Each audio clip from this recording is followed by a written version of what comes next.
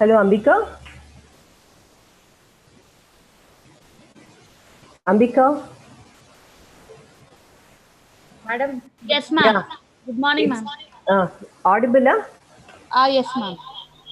Okay, okay.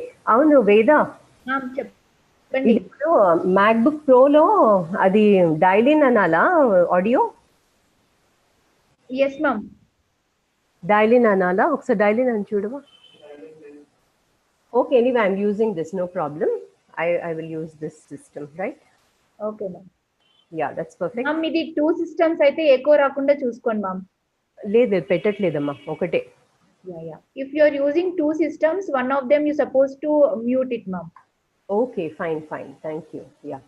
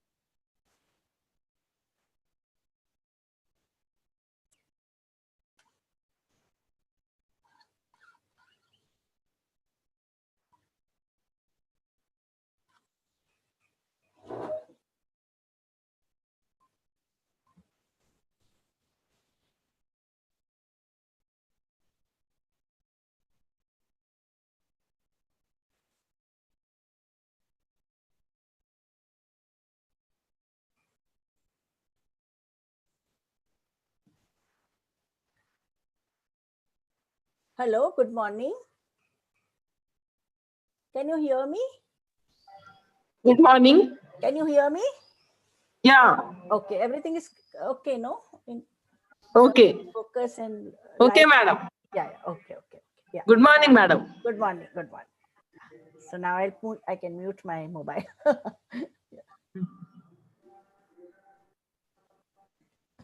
So people are still registering, huh? I'll just have some.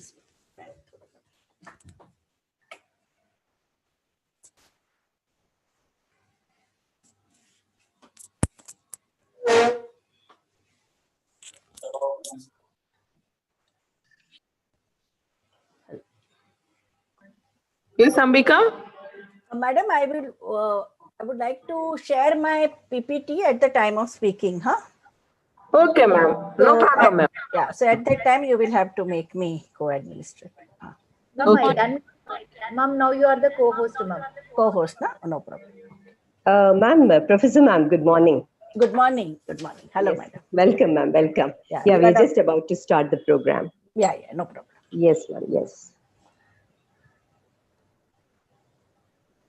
You are Dr. Bindu, huh? Yes, ma'am. Just few minutes, ma'am. We are about to start the program. Yeah. In fact, Professor Venkatramani Krishnamurthy sir also wanted to attend your session. So he said he would log in right now. Yeah. Yes.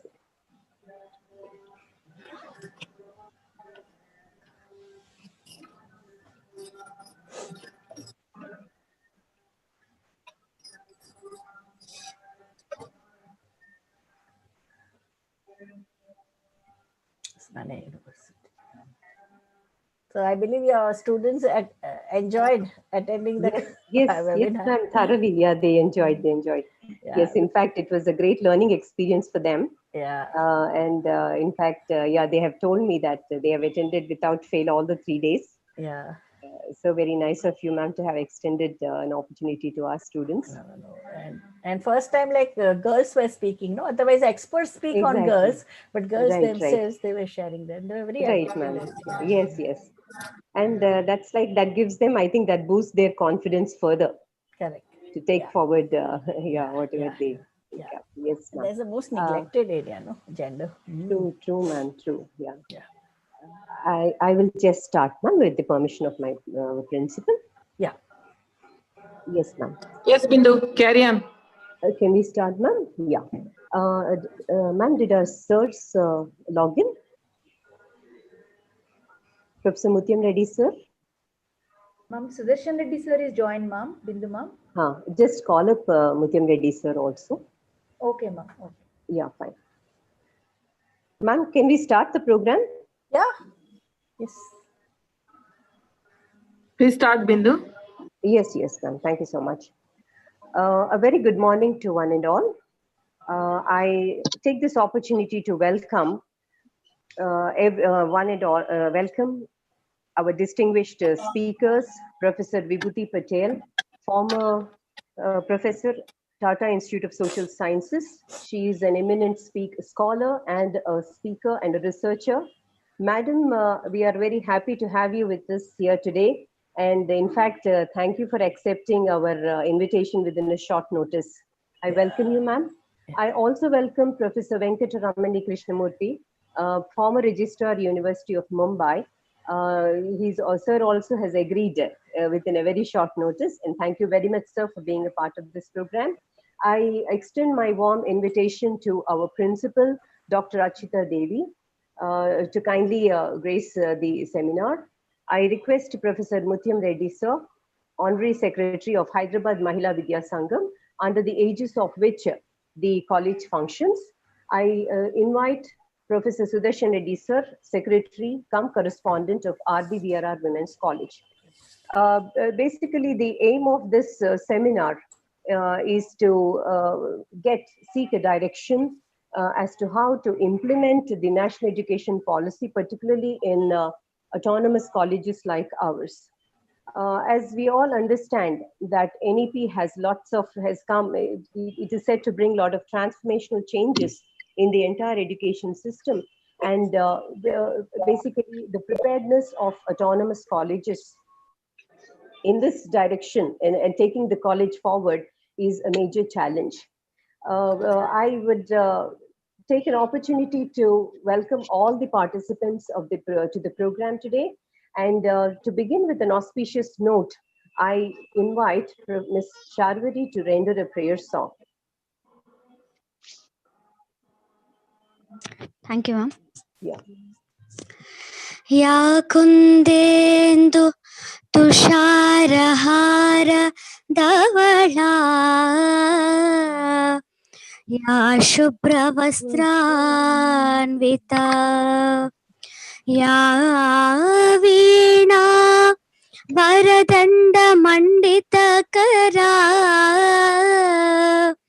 या श्वेत पद्मासना या ब्रह्माच्युत शंकर प्रभृतिभिः देवैः सदा पूजिता सा मातु Saraswati Bhagwati निःशेषजाड्यापहा.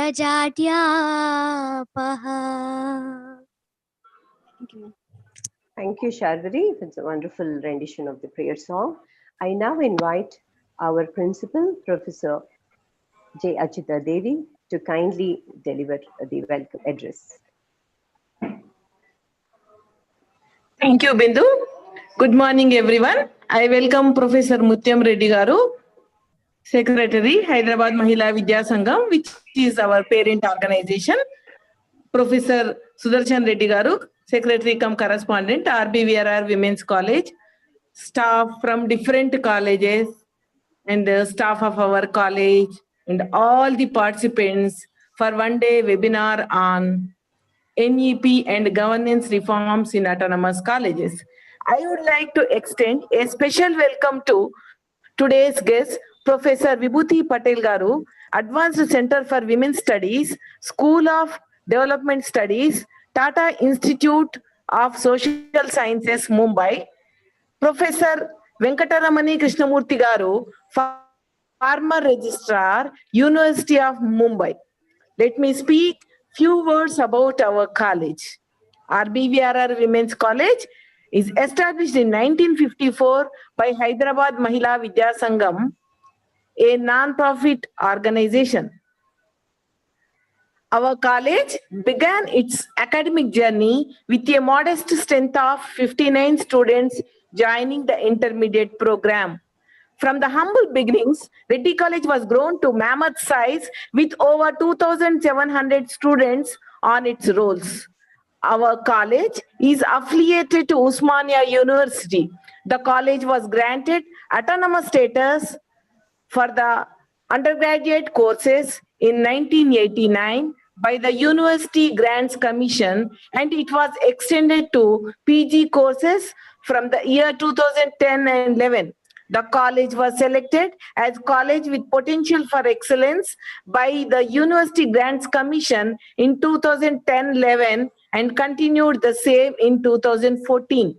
The college has been re-accredited by NAC in its fourth cycle. Our college is the first women's college in the state which has introduced MBA program in the year 1991. Our college is first college in South India to introduce BSc with Forensic Science course. RBVRR Women's College is the first women's college under Osmania University to offer data science at post-graduation level.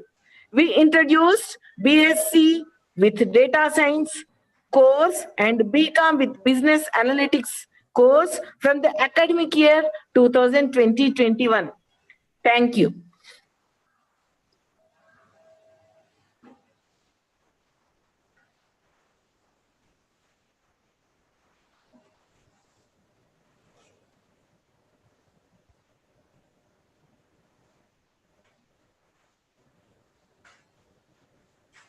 Bindu ma'am.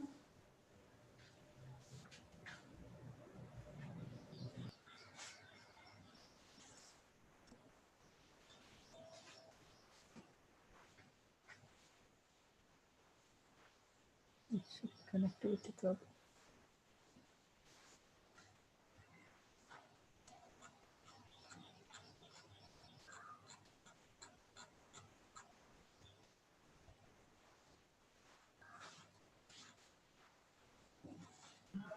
Bindu. Hello. Hello. Yes, you are Bindu. audible. Mutyam Reddy sir is there? Lady ma'am, still no stir, not a join ma'am. I'm just called him.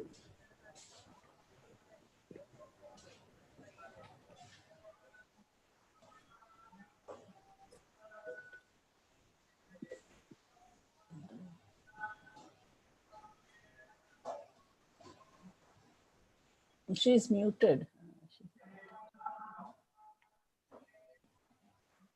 Yeah, she has been muted.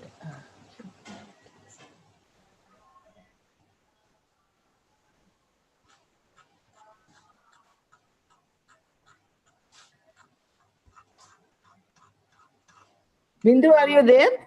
Ma'am, some technical issue at Bindu ma'am. Ma'am, wait for 1 second ma'am. Okay.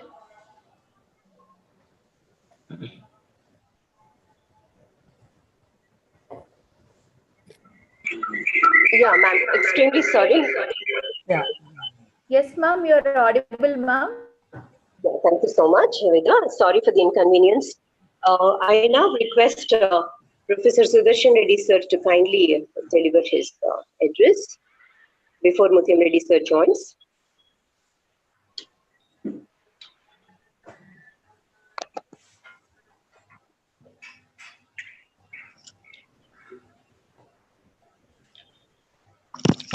Hello. Hello, sir. Good morning. Hello. Good morning, sir. Sir, I request you to kindly address the gathering before Mutyam Reddy sir joins.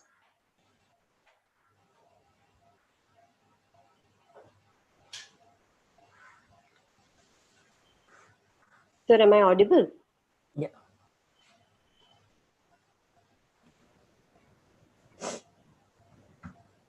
Some technical glitch, ma'am. I'm extremely sorry. Ma'am, Just a you're second. audible ma'am. Ma'am, you're audible. Yeah, Sudarshan Reddy sir. Veda, did Mutyam Reddy sir join? No ma'am.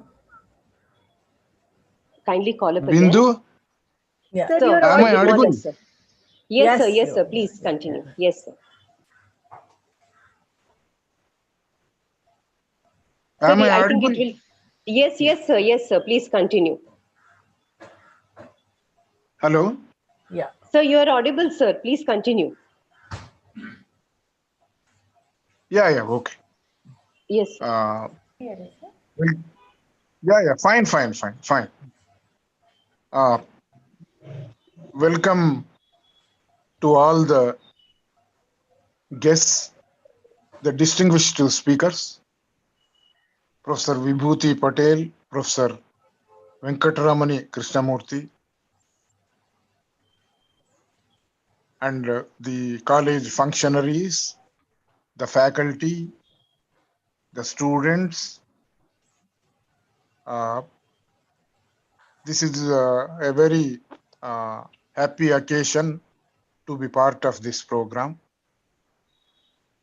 And the program on the webinar on national education policy and governance reforms in autonomous colleges.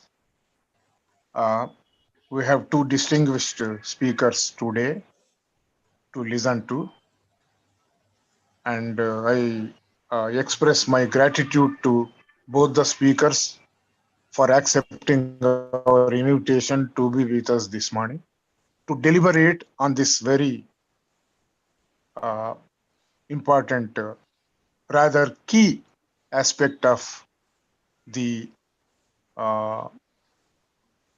role of what you call governance reforms as far as the autonomous colleges are concerned in the light of national education policy, which was very recently started by the government of India. after a gap of 36 years. So the Raja Bahadur Venkatrama Reddy College, in short RBVRR Women's College, was started in the year 1954 by the freedom fighters and social reformers who were active in both these areas in this backward region in the city of Hyderabad. Because for the sake of the two distinguished speakers, Hyderabad was a princely state under Asaf Jahi dynasty from 1724 to 1948. And in 1948, it became free and an independent. So then it continued and recommendations of the Fazal Ali Commission, States Reorganization Commission headed by Fazal Ali. It was merged with the state of Andhra and became an united Andhra Pradesh state in the year 1956. So in Krishna Rao, Madapati Hanumantarao, Raja Bahadur Venkatrama Reddy, who was a police chief in Hyderabad during Nizam's time, during the last Nizam, Mir Usman Ali Khan's time, and a couple of others established this institution in the year 1954. And it was founded. The founding fathers had vision and a mission to educate, to give access to education for the girls and women of this backward region and to empower them. And this institution journeyed for about 66 years with, of course, lots of ups and downs. And right, it became a huge institution, and it has grown into a institution offering various courses both at undergraduate and postgraduate level, and also a research facility. And in the course of its journey, it was offered autonomous status by the UGC for about 30 years ago. And it secured the support of all the regulating bodies, including NAC. It had twice or thrice A plus, recently B plus plus, and college potential for excellence some time back. And in the course of time, the institution became a broad-based academic organization, not only offering various courses, but also giving space, democratic space to the students as well as the faculty in such important bodies like Academic Council, Board of Studies, Student Circle, Student Council, and a couple of other committees also, providing a place for them to offer their suggestions, to give them some role in the functioning of the institution, in the governance of the institution over a period of time.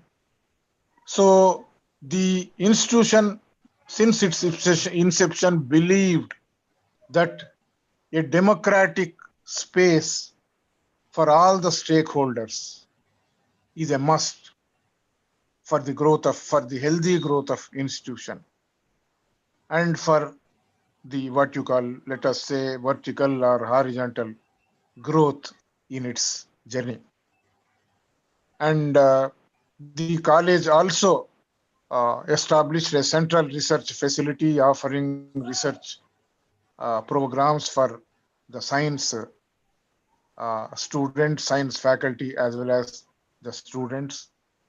And in the process, it also introduced e-governance in some of its areas like administration, accounts, finances, examinations, so on and so forth. The even the present management continues to follow the ideals with which the founding fathers established this institution in 1954. And we continue to adopt healthy practices, follow the guidelines by the regulating bodies like University Grants Commission, Ministry of Education, Government of India, Ministry of Science and Technology, Government of India, State Council of Education, Government of Telangana, so on and so forth. So, in the light of, say, the launching of new education policy, you know, friends, we had what you call a broad discussion on new education policy and its provisions sometime back, maybe a months back, having two experts again speaking on various aspects of the new education policy. And this being very specific to the autonomous colleges, because ours being one of the oldest autonomous college, we thought of having a fair amount of discussion on the future of autonomous colleges, on the role of autonomous colleges in the light of national education policy launched by the government of India. And I believe this particular national education policy being something like a revolutionary one because of the what you call the changes it introduced.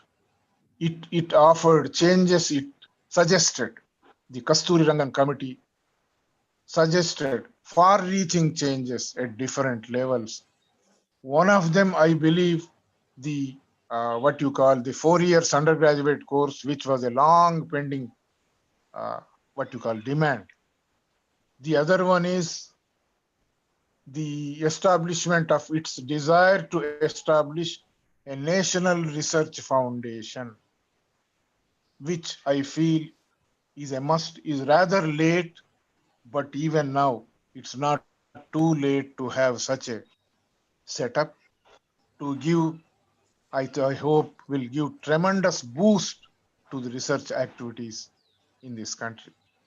So friends, what kind of role we have in this, what you call national education policy, which is going to be introduced. I think it will come into existence in some areas because it takes a very, very long time to introduce in toto.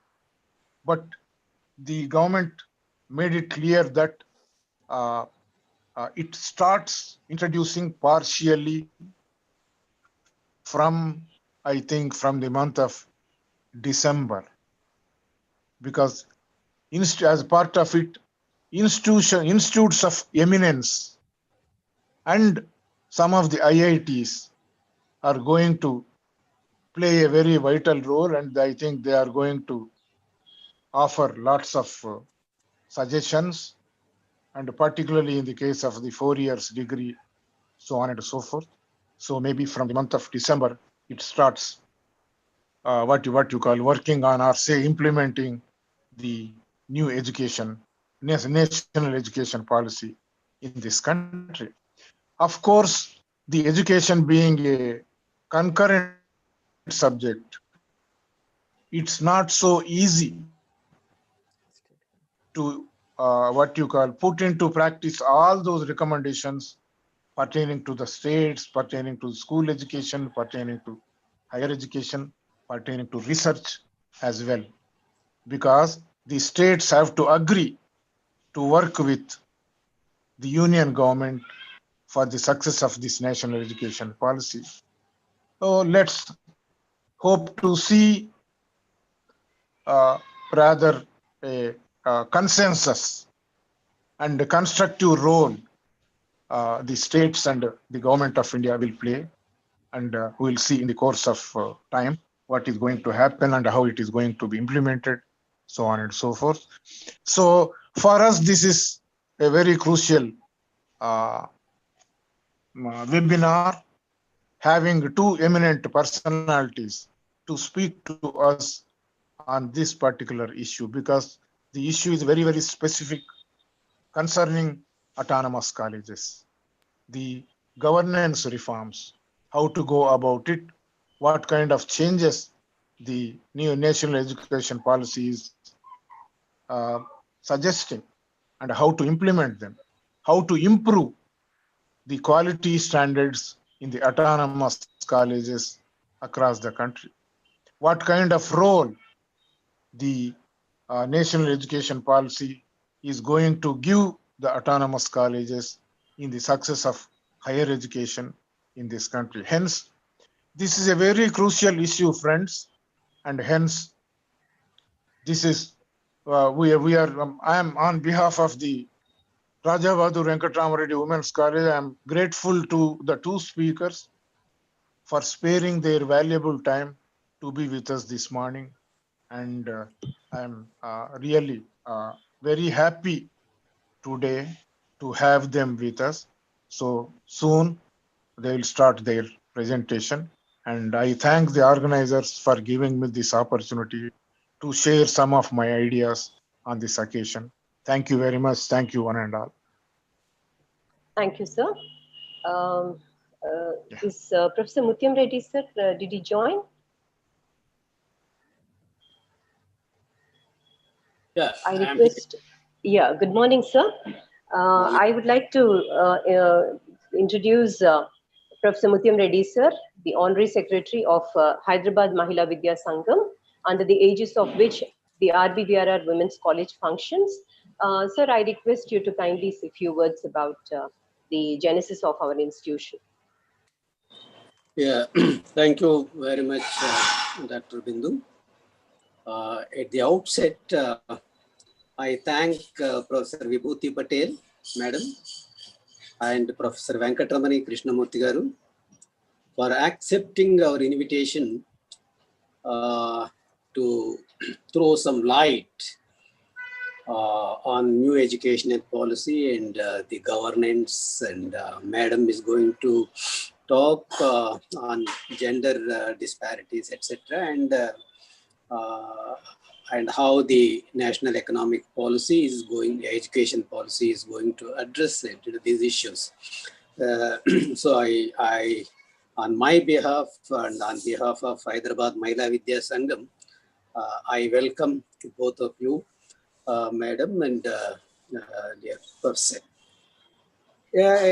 On this occasion, let me say a few words about the institution, not college, the secretary.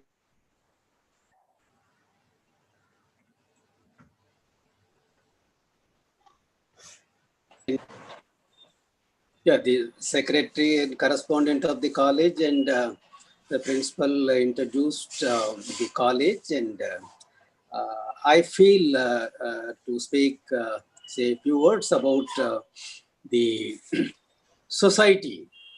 And this educational society has its own history, and starting from 1928.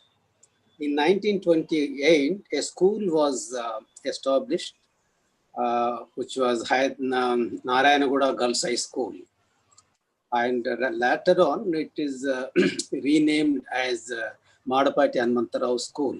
And the school is continuing with this name even today. So, because the government, those days government, the Nizam government banned the schools, uh, the regional medium schools. I mean, the school conducting its programs in Telugu medium and Marathi and Kannada, and they were banned during before 1928. Then the people, the concerned people who wanted to empower women, and they thought that okay, and we have British residency, and some area around the British residency comes under the control of the residency. So therefore, let us start a school in that area. That's how. So Nizam could not do anything, and the school has come out. School was established, and then a school committee was formed, and in 1949 there was a suggestion by Rajabahadur Venkatrama Reddy, who is founder president of the school committee, and he suggested, okay, our students are completing school education and they also need higher education. So it's better for us to establish, think of an higher education institution. So that's how, after his demise, his death, the people, the founders those days, namely Burgula Ramakrishna Rao, who was the first chief minister of Hyderabad state, and then Konda Venkatrangareddy, and the deputy chief minister and revenue minister of the Andhra Pradesh, and also Dr. Ahalyabai Mallanna, Dr. Rani Sarala Devi, and several other people, Vadlakonda Narasimha Rao to say. I can't take the whole list now, but these are the visionaries and thought of establishing a college, and the college was established in the year 1954 and named after Rajabahadur Venkatrama Reddy. The foundation stone, the college was laid down by Jawaharlal Nehru, and the college building was inaugurated by Sarvepalli Radhakrishnan, and it has its own hostel, and the hostel building was inaugurated by Srimati Indira Gandhi, and also the foundation stone for hostel laid down by C.D. Deshmukh. And it is Abdul Kalam also blessed the college on Golden Jubilee celebrations, and also one of other governor of Maharashtra, Vidyasagar Rao, is also blessed on the occasion of its Diamond Jubilee celebrations. So that is how the college has established, and the society has 4 institutions for to its credit. One is that school, and this college, which is an autonomous, and the society also has a pharmacy college, which is offering B Pharmacy and Pharma D and M Pharmacy, various M Pharmacy courses. And it also has an hostel which accommodates around 350 boarders. So this is all about, in nutshell, about the society and its historicity and all. So with this, I withdraw. I once again welcome and both the speakers, and again thank you for to be with us this morning. So okay, Bindu, it's okay. Just with the new educational policy and its governance. And for me, there are several issues. I have gone through the policy, but I don't know how far the real problems are going to be addressed by the new education policy. Its governance basically depends upon its quality of the teachers and its infrastructure, and also the financial status of the institution. See, because governance, see, the administrators come from the faculty, and we need a good faculty, and regular appointments and all. And when you look at the reality, there are universities, suppose Osmania University, which has 1,300 teachers, supposed to. But today, it is between 400 and 500. And is totally some of the departments are managed by academic consultants and part-timers. So this is the status of the universities and all. And what basic the problems plaguing the higher education and school education, whatever it is, the educational system. So the governance, as I said, the governance totally depends upon the quality of the teachers again, the teaching and also the administration, because the faculty themselves are administrative. The vice chancellor is from faculty, a registrar is from faculty, the boards, the chairmen of the board of studies and the heads, various other directors and all. You see, they're all from the teachers. If there are no teachers, and what will happen to the governance? So it reflects on its totality. And so I don't know. I don't find any place in the new education policy as far as these things are concerned. It only talks about the quality and quality and quality, and some changes in the curriculum and some changes in the number of years of the program. It's 4 years or 3 years and what not. So these to conduct a program, academic program so effectively, and all that depends upon the quality of teachers and its finances, status of finances, and the administration and all. So I don't find into in the problems which are plaguing the education system. So therefore, I have my own doubts how this new education policy is going to address these problems, and unless and until these problems are addressed, and it is very difficult to maintain the quality and get the quality teachers and good governance and all.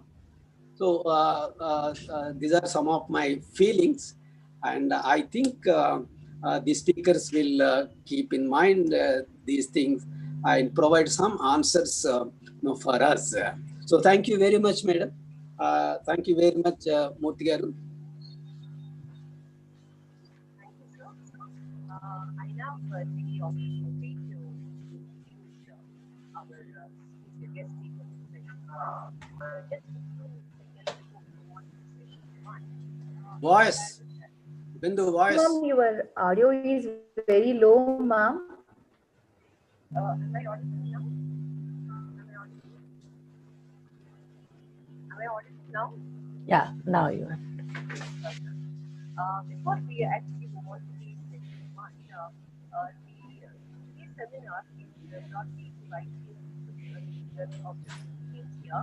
One is the most relevant to gender issues of national. Bindu, your voice is very low. Not able to listen. I'll try. Ma'am, better remove your headphones, ma'am. So simply you can talk, ma'am. Am I audible now? Yes, ma'am. Yeah, Yes, yeah, ma'am. yeah. You are now audible, ma'am. Okay, sorry, ma'am. Yeah, before just move on, I would like to just tell the participants here that there are two themes that we have selected for the seminar today. The first theme being very relevant to a college like ours, which is purely a women's college. So we are going to have this session one by a distinguished speaker. She's going to talk about gender implications of national education policy. And I now invite Madam. Before she begins her session, it's customary to introduce Madam, and failing which I would be failing in my duty if I do not communicate what are Madam's achievements and accomplishments. Ma'am, just give me a few minutes and then you can begin your session. Professor Vibhuti Patel, indeed it's an honor and a matter of pride for us to introduce you. Madam has been former professor in Advanced Center for Women's Studies and School of Development Studies at Tata Institute of Social Sciences, and she's also been the former professor at SNDT University. Professor Patel holds a PhD in economics from University of Mumbai, and she was awarded a postdoctoral fellowship from Association of Commonwealth University UK that in fact enabled her to contribute as visiting faculty at Development Studies Institute, UK. She is known for extensive research and expertise in the issues concerning women. Professor Patel is a social thinker, she's a researcher and an academician par excellence in her passion. In fact, she's a distinguished academician with a deep-rooted passion in gender studies. Madam has authored and co-authored several books, and she contributed over 100 papers as chapters in various books edited by others. Professor Patel has 34 research monographs and reports to her credit. Her research papers, commentaries, and comments reviews have been published in national and international journals. Professor Patel edited several courses at IGNOU, developed and reviewed modules for UGC PG Pathshala. Professor Vibhuti Patel is a member of editorial boards of several reputed journals, and she contributed to the base paper on gender for the Mumbai Human Development Index. Madam has served as a member of various expert committees of School of Gender and Development Studies in IGNOU. Madam is on the advisory board of UNDP and Ministry of Women and Child Development, Government of India. Professor Patel has received several prestigious citations and awards, which has recognized all her efforts in the area of social sector and academics. Madam has received, to mention a few, Madam has been awarded with an award from Mahila Sanghbans Association, Mumbai, and she received a citation for Men Against Violence and Abuse violence and abuse on the 20th anniversary of on its 20th anniversary. The Akshar Mumbai Award for her contribution to social sector from the Mumbai Municipal Corporation. She was awarded with Outstanding Citizenship Award and one citation when 1 Billion Rising campaign was launched. Madam has won awards for women achievement from Young Environmentalist Program Trust Mumbai, and she's a recipient of Times Foundation Award for Women Achiever. She was awarded, she is a member of several committees, and Madam, we are looking forward, and I would fail in my duty to express that Madam has been very kind enough to give an opportunity to few of our students to attend a program organized by Vacha Charitable Trust in collaboration with the German Foundation, and I'm happy to inform that the students had a wonderful experiential learning, and thank you very much, ma'am. In fact, the association with you within a very short period of time is very, very memorable, and we cherish it. I welcome you to, and just kindly take over the session now. Thank you.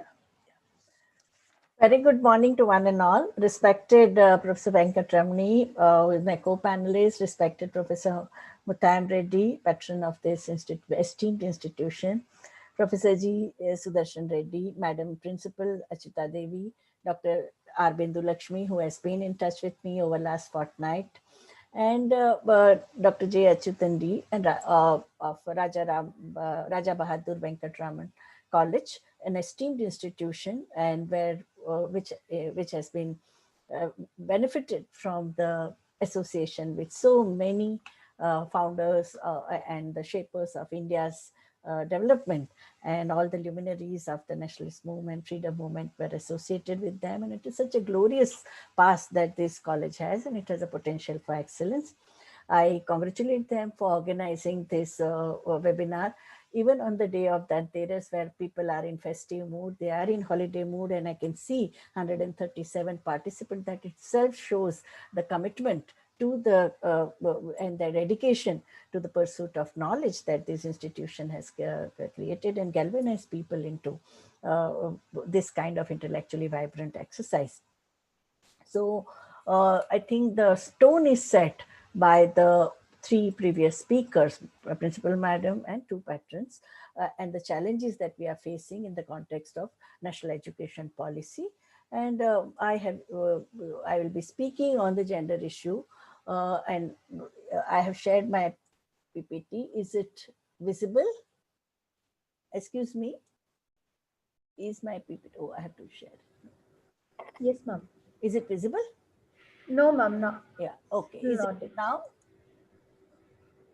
Is it visible now? Ma'am, it is starting, ma'am. 1 second. Yeah, yeah. Okay. Yes, ma'am. Now it Yeah. is done, ma'am. So I think MHRD during these last 8 months has sent circular to all the institutions, 399 state supported universities and over 350 private universities, that gender sensitivity is very important. Even one of the mainstays of the national education policy is also mainstreaming gender in the educational institution.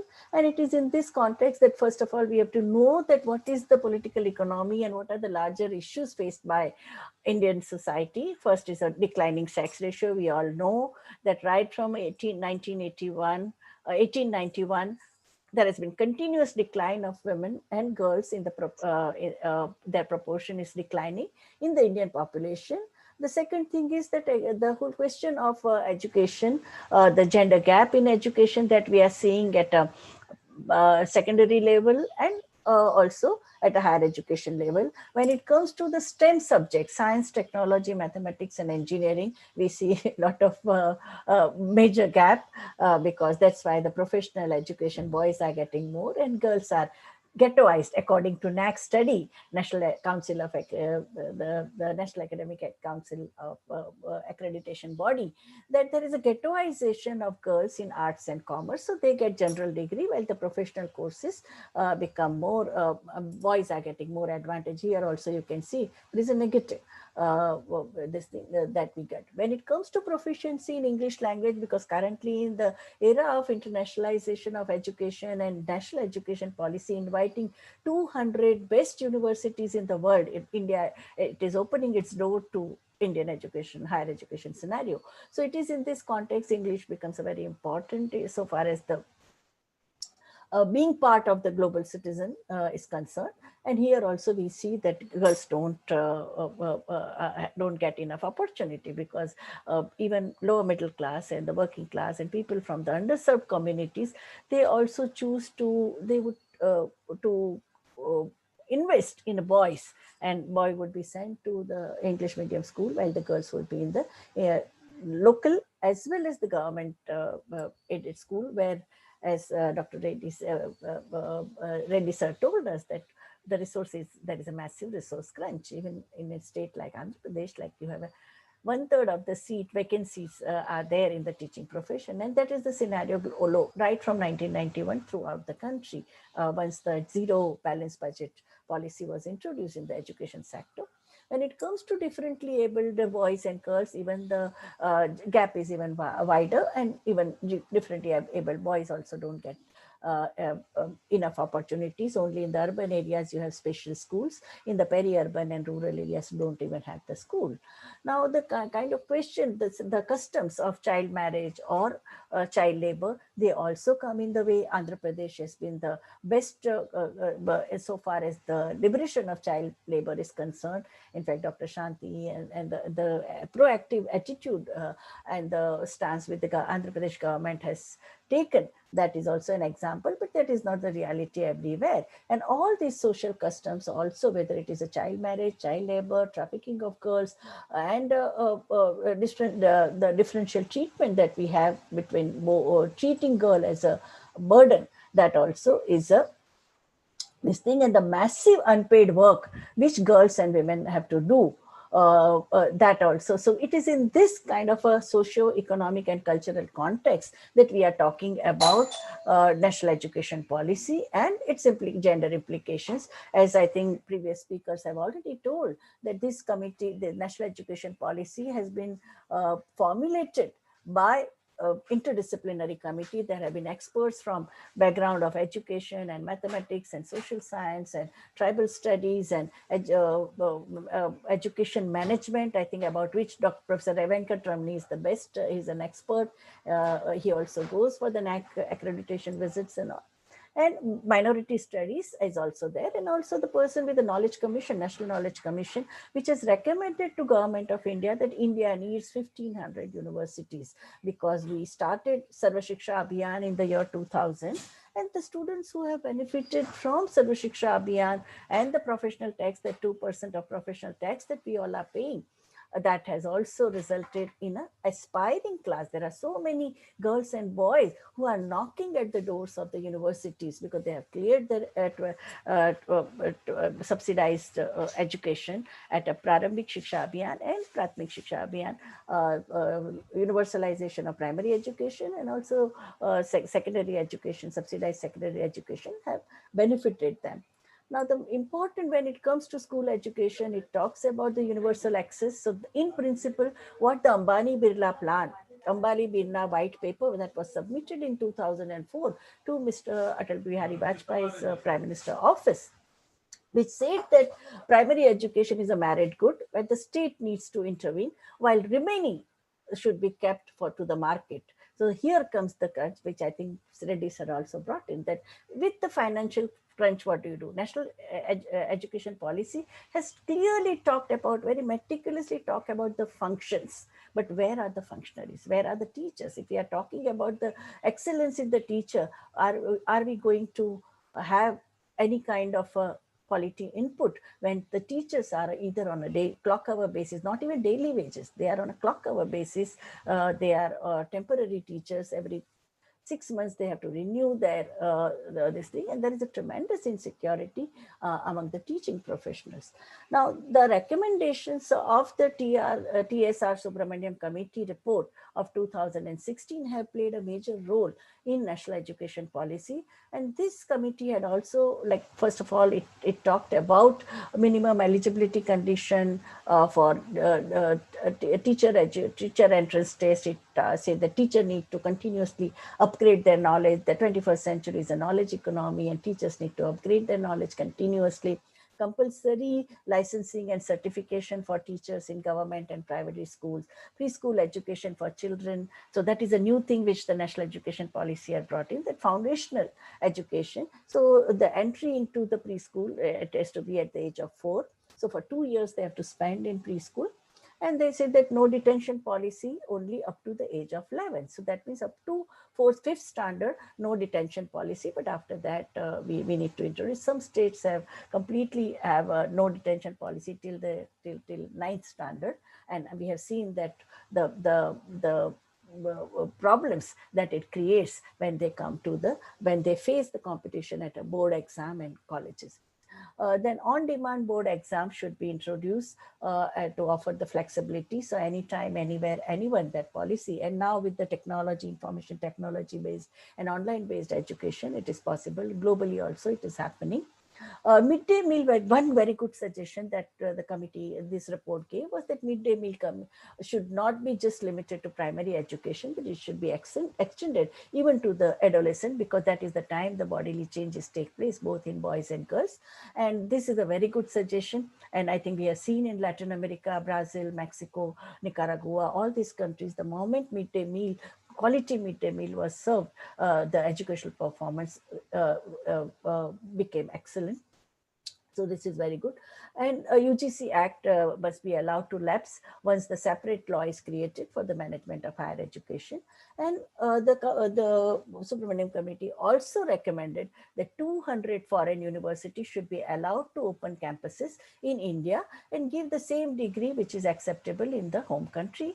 So that is a very, very revolutionary suggestion which gave. And national education policy has taken all these important recommendations of the Subramaniam Committee.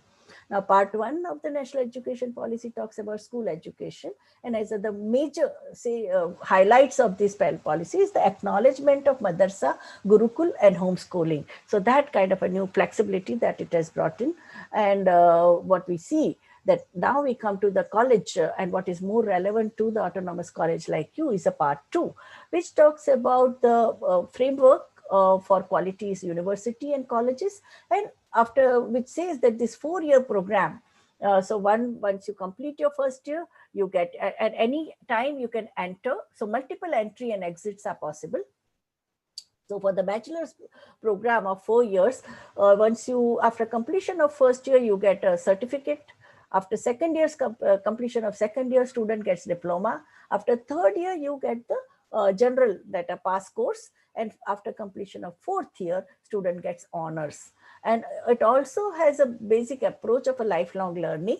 So optimal learning environment and the support for students by introduction of innovative and responsive curriculum. So the lot of autonomy. So autonomous colleges will have lot of freedom to understand the local college, local reality, what is the demand of the local economy, what kind of skill sets, what kind of pedagogy is required, and also focus on regional language. The national education policy gives equal weightage to regional language so that people are rooted. So student support for learning development and also encouragement to open and distance learning, so that people who are working, people who earn and who need to earn, they also can they can get higher education.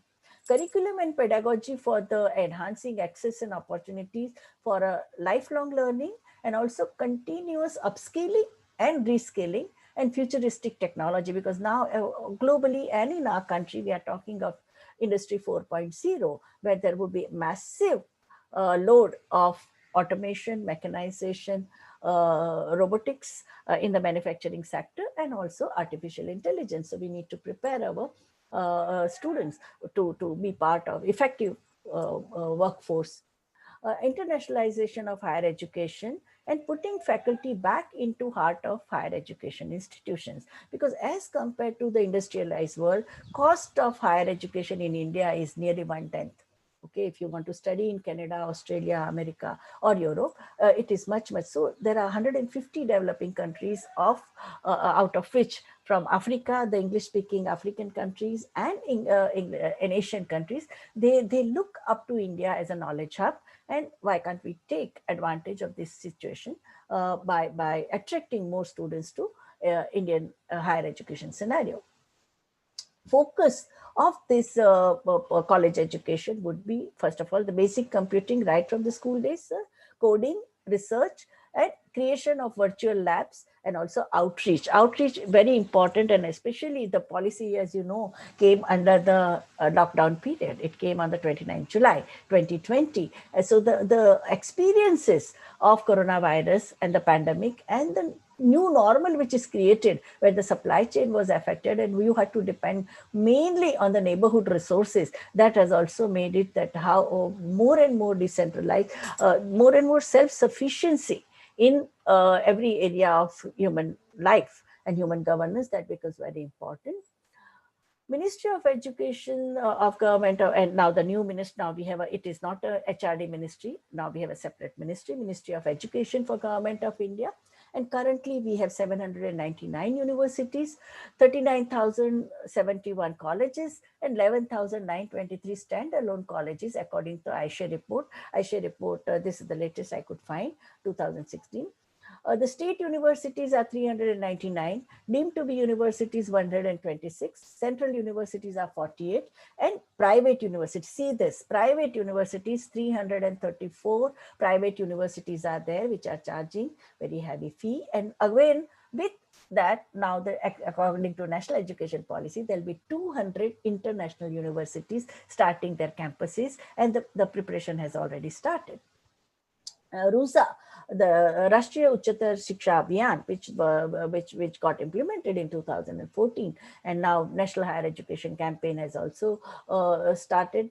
And also the reduction in the gap between education and research is a new mantra we have, that we need research currently. And if we compare the research budget, research output, research papers, research that translates into action, because it is not only your research paper, but what is the applicability of this research for the economic growth, for changing your societal environment. That is also the very important concern. Promotion of multidisciplinary and transdisciplinary research. So you must have known that last 2 years, UGC has started more and more effort for the multidisciplinary and transdisciplinary. So the team, or research team of endowed with the specialization in humanities, social sciences, pure sciences, management, they come together to give their input for coming out with a very robust research outcome, which can be applied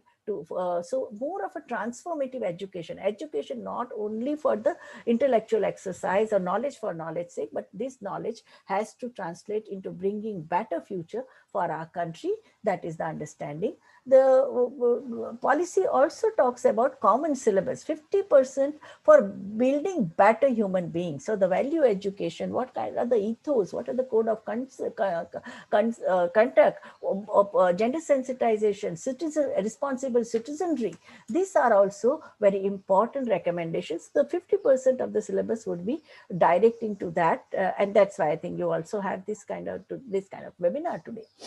Clustering of colleges, so affiliating power to only those institutions that will be offering multiple degrees. So if you are giving only single standalone colleges which are giving only say B.Ed degree or a B.A degree or BCom degree, they will have to join the nodal institution. So it is very important that the new approach is that of clustering of colleges, internship with industry, and also with the artisan and craftsmen, because now one realization that has come after COVID-19 pandemic induced lockdown is that you need to have a more and more local skills and local craft based economy, which can sustain you even at the time of any kind of a disaster or any type of a major crisis. And plus it also ensures employment, because currently we have seen there has been massive unemployment as a result of COVID virus, also pandemic and closing of the economy, and also migration. Most of the cities have a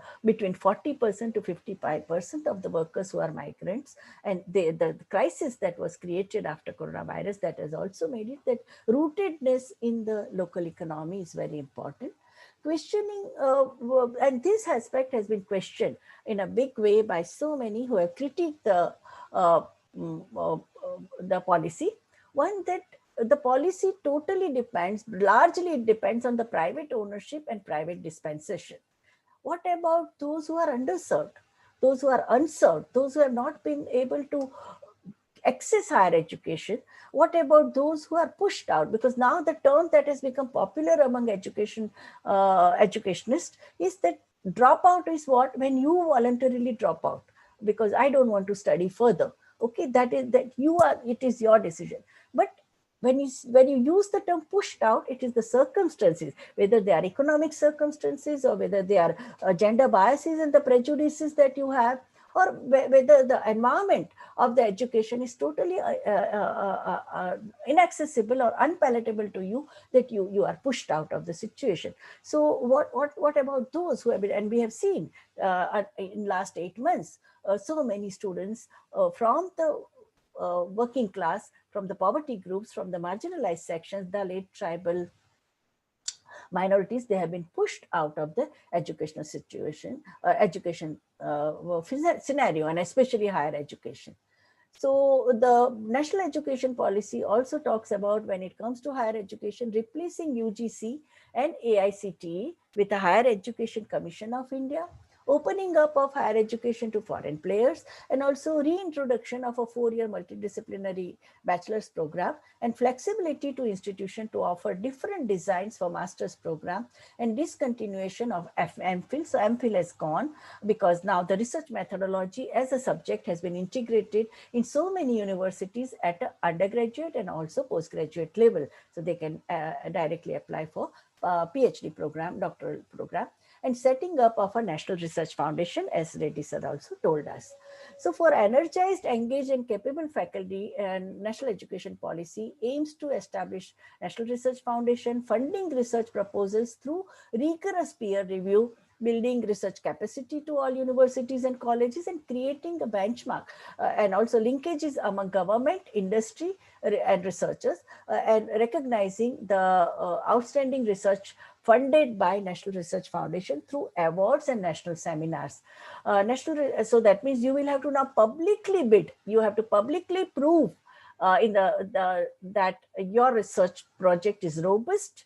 It is going to be useful to the Indian society, and it is in terms of actual research input, it's going to offer something unique and new. So national education policy also aims to restore integrity to teacher education, move teacher education into the multidisciplinary colleges, universities, and upgradation of professional education and promotion of education technology in a big way in a teaching learning efforts. And I think that process has already started from the year 2000 when the NAC started accreditation. There is a whole criteria in NAC that what kind of education technologies you are using in your teaching learning program. Department of Science and Technology and ICSSR, like funding agencies, will also function along with National Research Foundation. So they are not going to be abandoned. So there will be funding available from DST, from ICSSR, and also from National Research Foundation. The policy has recommended replacement of UGC and also National Higher Education, and it will be replaced by National Higher Regulatory Authority. So now the focus is more on the regulatory body. Type 1 universities will be purely research universities, and the type 2 universities will be teaching universities where there will be robust teaching program, and type 3 will be teaching colleges. So they will be doing excellent teaching learning program, but they will be not doing, they will not be involved in research. So all these three types of institutions will have B.Ed program, 4-year programs to link higher education with school education. So now there is a more and more integration of school and higher education that the National Education Policy is recommending. Human Development Resource Cells will be merged with universities. So HRDCs, which are organizing orientation program, research program, faculty development program, short-term certificate and diploma courses, that will be now merged with the universities and will be multidisciplinary in nature. And National Research Foundation will have power to grant competitive funding. That means the way you are bidding for funding currently, when you apply for research fund to any UN agency or the international body, you have to do the bidding. So the same bidding process will also come. And only outstanding research proposals across all disciplines, even the private institutions, so private universities will also be allowed to bid for funding. So there'll be competition from the private sector of higher education and the research institutions. There will be common examination for MBBS and the final stage of exit also at a national eligibility from entrance stage. So NEP will be there at a final stage.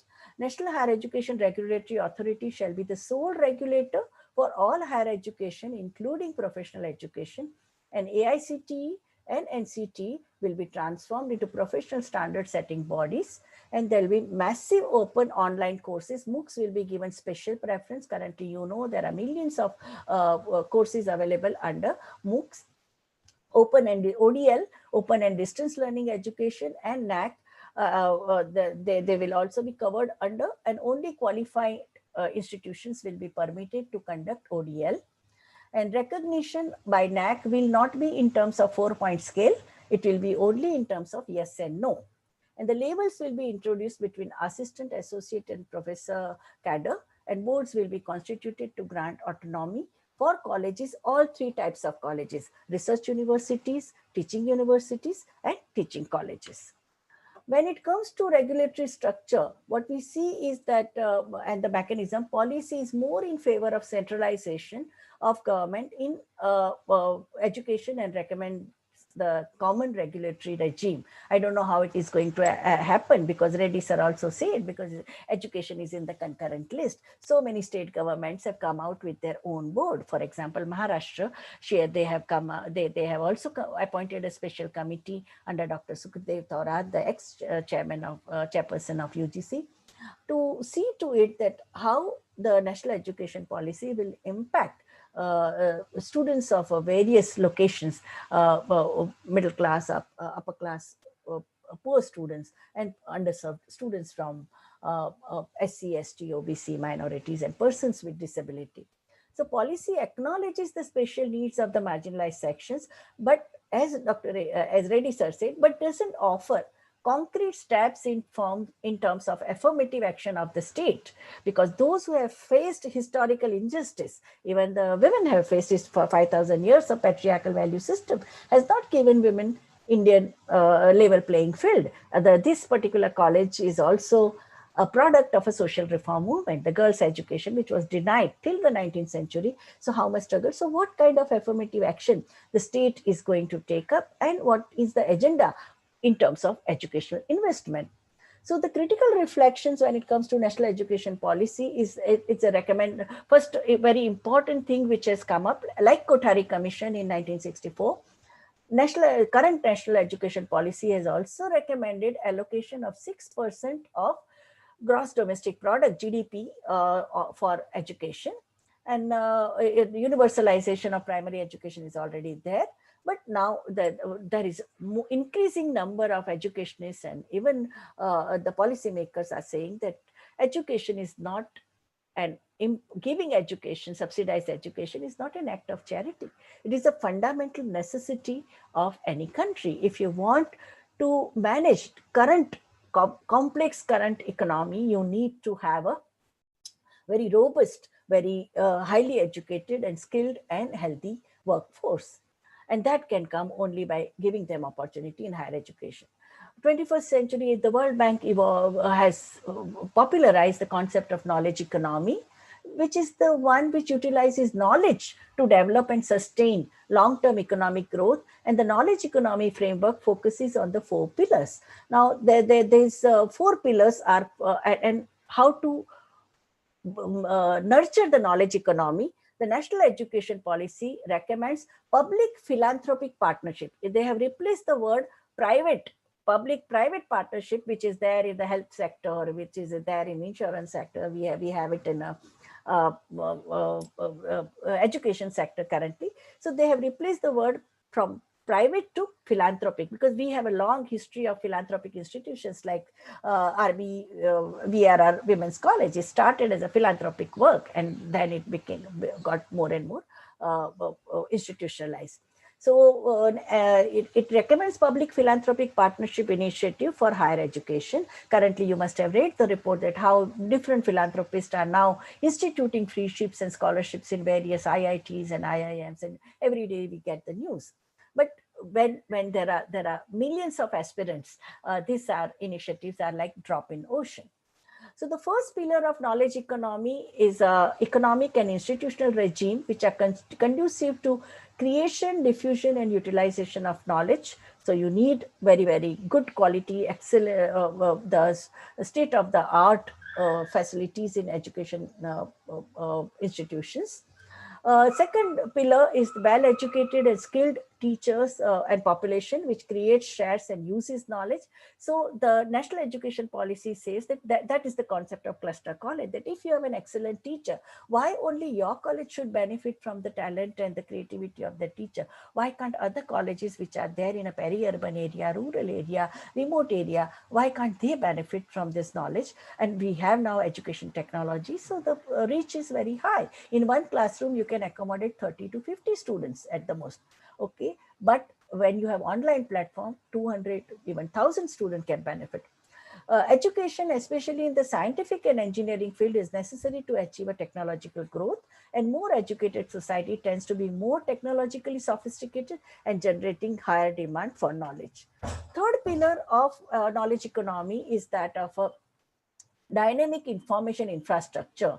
That means deprivatization of knowledge resources. You just can't sit on knowledge like a cobra and not giving access and this thing. So we don't want to create eclavias. The kind of struggle that the eclavia had to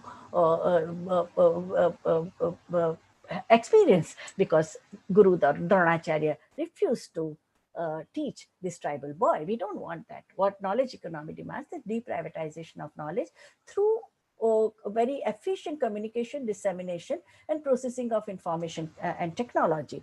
Increased flow of information and knowledge worldwide reduces transaction cost, which is very important. You don't have to trudge from one library to other library. I remember in our times, even to make one table, long-term longitudinal table, you would have to go to so many libraries. You have to travel so extensively. Now you once you deprivatize, make it in a platform-based resources, then you can enhance the communication, productivity, and output.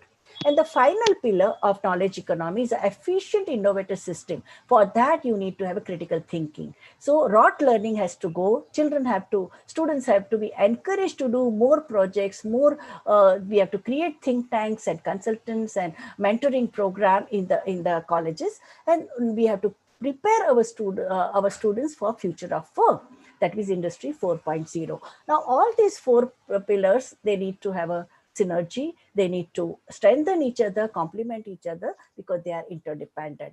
So knowledge economy framework suggests that to become effective, you need to in which the knowledge is created, disseminated and used in the economies, all the four places have to be in a place, and that's why research, critical thinking, innovation becomes very important. Now, coming to these very lofty goals, we let us try to see them in the context of India's promise under Sustainable Development Goal. Goal number 4, India promises quality education, and national education policy also situates itself under this kind of this thing. So ensuring inclusive and equitable quality education and promoting lifelong learning opportunities for all is our India's goal. But current scenario is that if you see globally, 86% of literacy rate is there, but 70 still on our planet, 57 million children remain out of school. When it comes to India, we have the 75% adults are literate, 68% in the rural areas are literate, and also we have people with disability, among them 55% are literate. 39% of our children with disability are still out of school. Because of Sarva Shiksha Abhiyan, we are talking about 100% enrollment of girls in a primary school. But when they reach the higher education, they complete their 12th standard, only 24.50% remain, 24.5%, less than 1/4 remain in the college. All of them are thrown out. They are forced out of education system because of socio-cultural, economic, and gender related unfavorable marginalization that they are facing.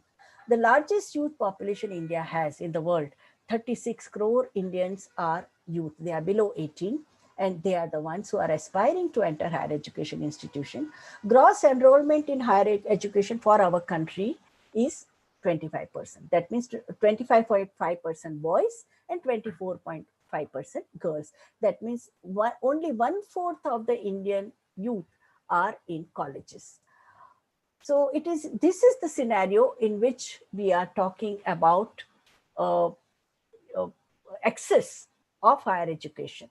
So equity becomes very important. That means you have to create an ambience, you have to create an ecosystem, you have to create an enabling environment so that more and more students who have passed their 10th and 12th can join the higher education institutions. And this is what UGC report 2012, FICCI report also talked about. So intersectional and multiple marginalities of caste, class, ethnicity, religion, and gender, they need to be addressed. Recently, we have seen that how the student from a very prestigious college in Delhi committed suicide because she could not access online education. Her parents could not purchase a laptop. Or we have seen 90 girl in Tamil Nadu getting 94% marks. Dalit girl, she could not get admission. She got the admission in medicine, but the private college, private medical institution where she was given a seat was asking for a very high fees. We have seen other 3 girls who cleared their NEET and they committed suicide. So if we see the result which have come up in this month only, the NEET story, where we have 80% of SC students, 76%, rather 77% of ST students, and 83% of OBC students have scored above general category cutoff. So these are the meritorious students. Are they going to get access in medicine, architecture, physiotherapy, homeopathy, engineering, management institution? This is the mind-boggling issue that we are facing.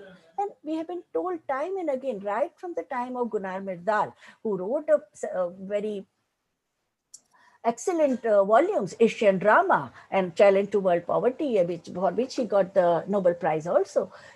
His advice to the prime ministers and presidents and leaders of the Asian countries was that you need to have a human capital formation. You have to invest in education, invest in health. And another approach which Dr. Mehboob ul Haq of Pakistan and Dr.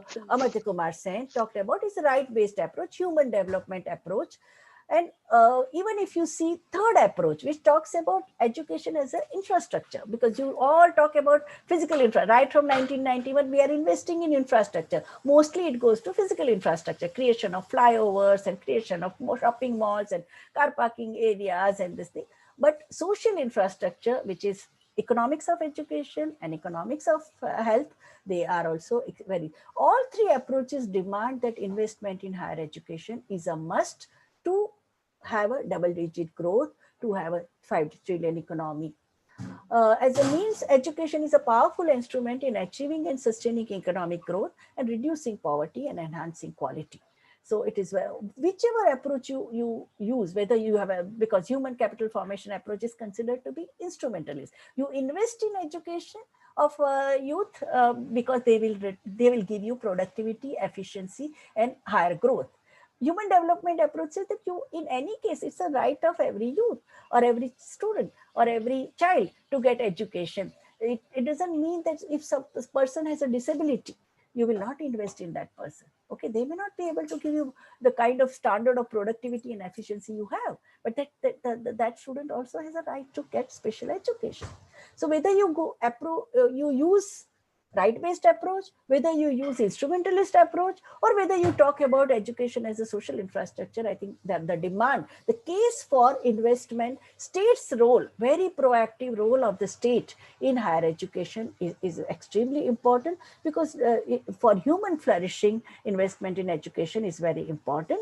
So and human beings are not only means, they are end in themselves. That's what the right-based approach talks about. If we see the investment of education in the recent years, it is less than 3% of GDP. Oh, I'm talking of overall education. When it comes to higher education, it is even less. So we need to reverse these trends by wider access to education, by more appointment, by filling up the post. As in Osmania University, 1,300 posts are there, and only just 400 plus posts are being filled up. They are there. Those who have retired, those who have passed away, all those posts have not been filled up, and that is the scenario in states after states. Everywhere you see the same kind of a situation. So it is very important to, and when it comes to the gender concerns, we must offer stimulating role models to women students, so that, and plus we have a legacy. Bhaskaracharya, the mathematician, he imparted knowledge of mathematics to his daughter Lilavati. But what is happening to Lilavati's daughters? Why aren't we encouraging more and more girls to opt for STEM subjects? Maharashtra government announced 30% reservation for girls in engineering colleges way back in 1991. And now you see this, we have millions of girls capable of, with degrees in engineering, so much so that the metro rail and monorail and even the big Western railways also, we have women engineers who are working as motormen, and they are running the trains. So we must provide encouragement and build their confidence, must present male-dominated careers, which in the light which is more attractive to women, create that kind of, and adopt a cluster approach. Don't just take one engineer or two engineer in your office. Yes, that be 5, 10 office, so they can also have an agenda setting power. They just don't remain showpiece. They are not always witch hunted and asked to keep quiet, but they can also represent themselves. So cluster approach is very important, must represent, and moreover, the science, since the development theory acknowledges that gender dimension has become a key factor in any solution proposed by global problems. We have seen how the health minister of Kerala, a school teacher, she combated coronavirus in an extremely effective way. We have seen globally also, World Economic Forum is talking that the societies and the economies where women play a very important role in a decision-making body at a higher level, though they have been able to attain better results. So 50% of the population can't be left aside. They just can't be left in a very, very discriminated situation, and they are not given to opportunity to exercise their right as a citizen and also use their talent and creativity for the national development. So gender mainstreaming in higher education is a must, and also we need to ensure safety of students on the campuses. Currently, we are talking, most of the universities are using lot of online resources. So many of these online resources are also available freely. But main thing is that accessibility of the platform-based tools, they're very important. EEPG Pathshala, the initiative which MHRD took, we have 24,000 courses easily downloadable and accessible to the students. We have, but still what we see is that currently there are doubts which are raised about the national education policy, is that if we are going to invest the resources only in the school education, so we are going to create a foot soldiers of the state for neoliberal citizen, because neoliberalism talks about might is right. Okay, it talks about the cutthroat competition, the mercenary culture in the field of education, because first of all, power of money, and also power meritocracy, which doesn't take into consideration the socio-economic, cultural, historical injustice that certain sections of society, certain underserved communities had to face, and we need to make more and more affirmative action. So liberalization, privatization, and globalization policy that came in 91, the Knowledge Commission's recommendation that India needs 1,500 universities, the kind of conditionalities and the whole intellectual property regime that have come in the General Agreement of Trade and Services at the behest of WTO, and it is being resisted. Currently, only 5 publishing houses in the world, they are controlling knowledge. Okay, there's even my own articles of the 1980s and 90s and 2000, when I want to access, they are demanding $80 or 120 euros. So you can imagine that the kind of control that you are having even on the knowledge sources that is there. And we need to create an alternative which is more humane, which is more accessible to the underserved countries also, because people are looking up to India. UGC directive that 1/4 of the syllabus in each course must be accessed online. And in teaching learning, 40% must be done in the virtual classroom, and also like synchronized and asynchronized teaching that it is talking about, where e-resources of MHRD portal, they have to be used. With the onslaught of education technology infrastructure, the question which some of the intellectuals have raised is that, do we want to homogenize the classroom teaching? Can chimera of tech-savvy process produce inclusive pedagogy? Are not we privileging product over process? Is online education a Trojan horse that has been transported to the Indian education system? Because we have a glorious tradition right from the Vedic times of a teacher, Shruti and Spruti, like teacher is a very important for Indian education system, teacher-student relationship, Guru Shishya Parampara. Nothing can replace an autonomous agency of teacher. As a teacher is the facilitator, counselor, mentor, and guide to the students. Online teaching learning makes students passive observer, not an active participant. Lack of human contact generates boredom. And for effective learning, face-to-face interaction is very, very crucial. This is what most of the scholars over last 8 months have been talking. Contemporary challenges in higher education, first of all, that upgradation of institutional infrastructure, sharing of internet-based resources, blended learning, digital divide, and girls are the most major victim of digital divide. Your students attended our 3-day webinar where the adolescent girls were talking what kind of difficulties they are facing under the so far as the online education is concerned. Girls from the rural areas, even of the most industrialized state like Maharashtra were telling us just that they had to walk 1.5 kilometer to go to the hilltop to get access to the Zoom platform or whichever platform is being used. So we need to think about far more other democratic things like using of transistor radio, using of FM channel, using of Doordarshan, which during 80s and 90s we used. Countrywide classroom program was so popular. That was the time I used to do extensive field work in the remotest areas of our country, and I would see one person having one transistor in the village or a tribal hamlet. Everyone would be listening to that thing between 12 and 4 in the afternoon, where the UGC used to have countrywide classroom program. Education Media Research Center used to telecast this thing. Radio was being used for teaching learning. So broadband connectivity and the last mile connectivity is a major challenge that we are facing. Online resources in mother tongue, that is also another, like some state governments have uploaded their textbooks on the education portal, which they have created. Education for transformative change that we want in a country, the process of deep, constructive and meaningful learning that goes beyond simple knowledge acquisition and supports critical ways in which learners consciously make meaning of their lives. And I think that we saw in 3 days of webinar we had yesterday, day before, and before that. So last 3 days, where the girls who are in schools, girls who are in colleges, girls who are in junior colleges, they were talking about what kind of innovative strategies they brought, even when they were in a slum, where they just in a 10 by 10 room or 10 by 20 room, they were teaching the same batch of students 6 times in a day in a group of 6 and 8, those kind of this, and this is happening at a voluntary level. But how can we sustain this? Why can't we make it viable, economically viable, so that these teachers who are themselves are facing economic hardship, we need to do their hand holding.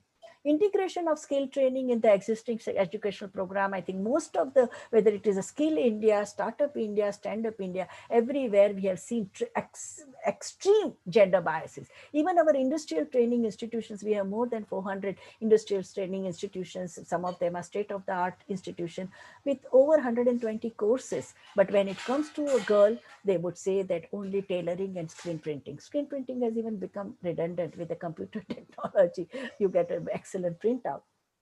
So I think removing those biases, that technology is only that phallocentric and it has to be accessible only to the boys, girls should not, that I think has to go. Region-based, specific, agro-based educational institution program with the Krishi Vidyalaya and Krishi Vidyapit have given. So that is also very important, because the neglect of when it comes to national education policy, I think that there is to be extraordinary care we have to take, that those who are in the peri-urban and the rural areas, because most of the affiliated colleges of every university is in the rural areas, in the remote areas, so they should not be lagging behind, and their students from that region, those regions should not be left behind. And we need to bridge the gap between India and Bharat. Bharat should not be exploited by India. So I think that's very important. So finally, like we need to ask ourselves that what is the goal of education? Is it to create the concerned and informed citizenry, or meet the expected future needs of economic and social development of our country, or simply to meet the labor requirements of economic globalization? Can the balance be achieved between these aims? So lofty goals of national education policy can be realized only when we answer these mind-boggling questions by treating education as a public good. Education is a public good. State has to take active interest in making it accessible. Education is not a commodity. That ruthless, mercenary commercialization of education, we need to create code of conduct, we need to create cap, and hence the crucial role of state to ensure inclusive education. Here I would like to show this poster, which is currently extremely popular in the civil society organizations, that when you have inequality in education, only some students from the privileged background who have a privilege, I'm not talking of only privilege of money, even cultural privilege, the first generation learner and the third generation or fifth generation learner has a totally different ballgame. For them, the abstraction, the very, very abstract subjects, they can easily grasp, those who have a whole legacy and the intellectual environment at home. So the inequality creates a situation which creates which perpetuates gap in access. If we talk about only formal equality, Constitution of India gave us equality in 1950. Okay, so but treating people who are in a different unequal position, and you talk about equality, that let everyone compete. That's not, that is a logic of meritocracy. Those who have been deprived, historically deprived, women have been deprived, Dalits have been deprived, Adivasis have been deprived, minorities, all those who have been deprived educationally, we need to have a equity. We need to create more support structures. So they will need a longer ladder to enjoy the fruits of development. And even after equity, see, girls are excelling, but they are facing violence. A girl who got first in the center in 12th standard, the boys got jealous of her. They trapped her while she was returning after taking her result. And they gang raped her, they cut her into pieces and threw it away. So such a strong prejudice. And we have also seen that Maharashtra government, when it started 30% reservation for girls in the engineering college, in the initial years, there was so much of violence against girls in terms of taunting, in terms of sexual harassment, in terms of slut shaming and this thing, because boys were not comfortable with so many girls getting into the engineering college because of the reservation policy. So what we need is justice. So equity and justice are extremely important. And teachers also, national education policy talks about excellence in teaching. So teachers also need to have analytical skill and innovation, active learning and learning strategies, complex problem solving issues, because things are changing so fast, and also creativity, originality, initiative, leadership they have to take initiative. They just don't need to wait for what the madam is saying or the vice chancellor's circular is. They need to create, because they are the link between students and the educational authorities. Technology use, monitoring and control, because cyber crimes are happening. Technology is one way a boon, but at the same time, so its misuse has to be stopped. And we need to create a resilience, stress tolerance, flexibility, and reasoning and problem solving, ideation, and democratic governance, that you can solve. If there are differences, you need not use any kind of a verbal, psychological, emotional, or physical violence. You can argue out the case, and even after that, you have differences. That you can have an honest difference of opinion. Okay, so that is how the civilized society has to behave. Indians are known to be argumentative. India has enjoyed parliamentary democracy right from 1947, when none of the Asian countries except for Japan had parliamentary democracy. So I think this democratic governance is also adding value for effective implementation of national, and we must remember it is a policy. Okay, Kothari commissions had also given the education policy. In 1983 also we had a new education policy.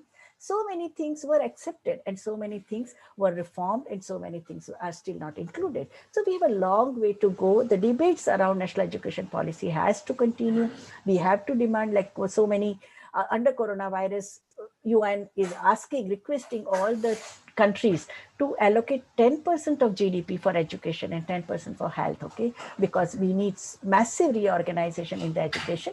But our national education, even if we are able to reach the goal of 6% of GDP for education, and also no neglect of higher education, that's also very important. So three broad outcomes of excellent and gender inclusive education would be contribution to the economic growth. 50% of the talent of our country will also be contributing to our economic growth and competitiveness. Improvement in the social equity, that is very important to achieve, to attain equality. If we want a genuine substantive equality, social equity is important. We need enlightened citizenship, which is extremely important for the socio-economic, cultural development of our country, and poverty alleviation. So this is very important, and I please accept my heartfelt thanks for this opportunity to share my thoughts on national education policy with gender lens in this to this esteemed gathering. And I thank the authorities and the decision makers of this esteemed institution. Thank you.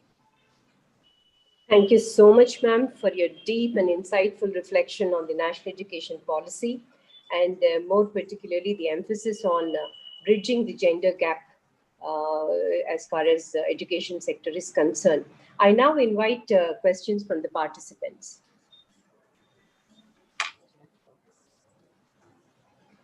Any questions from the participants, please? Not here, not here.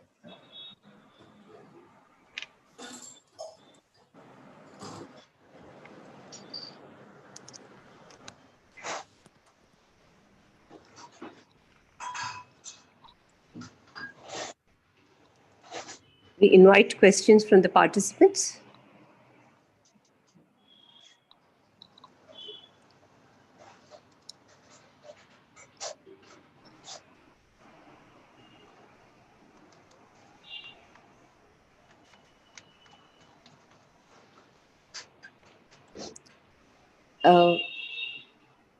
Ma'am, Mohana ma'am wants to ask a question. Ma'am, you can unmute yourself, ma'am, and you can. Yeah. Good morning. The speaker, madam, has given lot of inputs related to the national education policy. And we have right now, we have a very clear picture about it. But one question, madam, to you. We were thinking about 4-year education for the undergraduates. Yeah. Is it been implemented anywhere in India? No, Has Delhi, it been implemented Delhi anywhere in University, India? Delhi University tried, but there was tremendous resistance from the teacher. It's a community college model, no? They have, and many American universities are doing it. And basically because of the internationalization and increasing India's competitiveness. And now we are opening up with for 200 foreign universities, no? So I think mainly with that perspective, that there is a parity between Indian higher education system and that of a global this thing. So I think they have done it, but we haven't seen any state government implementing 4-year education program. I think Dr. Venkat Ramani will also be able to tell you. Yeah. Thank you, madam. Yeah, I had not come across. Yeah. Delhi University wanted to do it, but it did not happen. It's a community college model. Yeah. Where the emphasis is both on pedagogy and the local skills, which is demanded by the local. Can autonomous colleges start, or we need to wait for the consent from the government? But autonomous colleges are also, they are affiliated to university, no? Yes, madam. So you have to think, you have to put forward to the faculty, then board of studies, then board of studies, faculty, then senate and management council. That's what is the structure in Maharashtra. Each state government has a different structure, but you need the clearance from the affiliating university. From the university. Yeah. Okay. Yeah. Thank you, madam. Yeah. Thank you. Yeah. In what way could humanities and languages redefine their roles in context of national education policy? So when it talks about the 50% for the common syllabus, in that it comes in a big way, because when it talks about the pedagogy and creation of a responsible citizen. So where the value education about the art and craft and the cultural legacy, historical legacy, some of the sociology, psychology, history, fine arts, local craft, all these things would be covered under that 50% of this, because 50% weightage is in the national education policy is on common syllabus. So in common, so foundational learning, which they call it, which every Indian must know about history and economic reality and art and culture and customs and traditions and lifestyles. So all these issues and certain basic core values which every Indian need to have. So that is the weightage. So I think it will come in that that course also, plus its own discipline.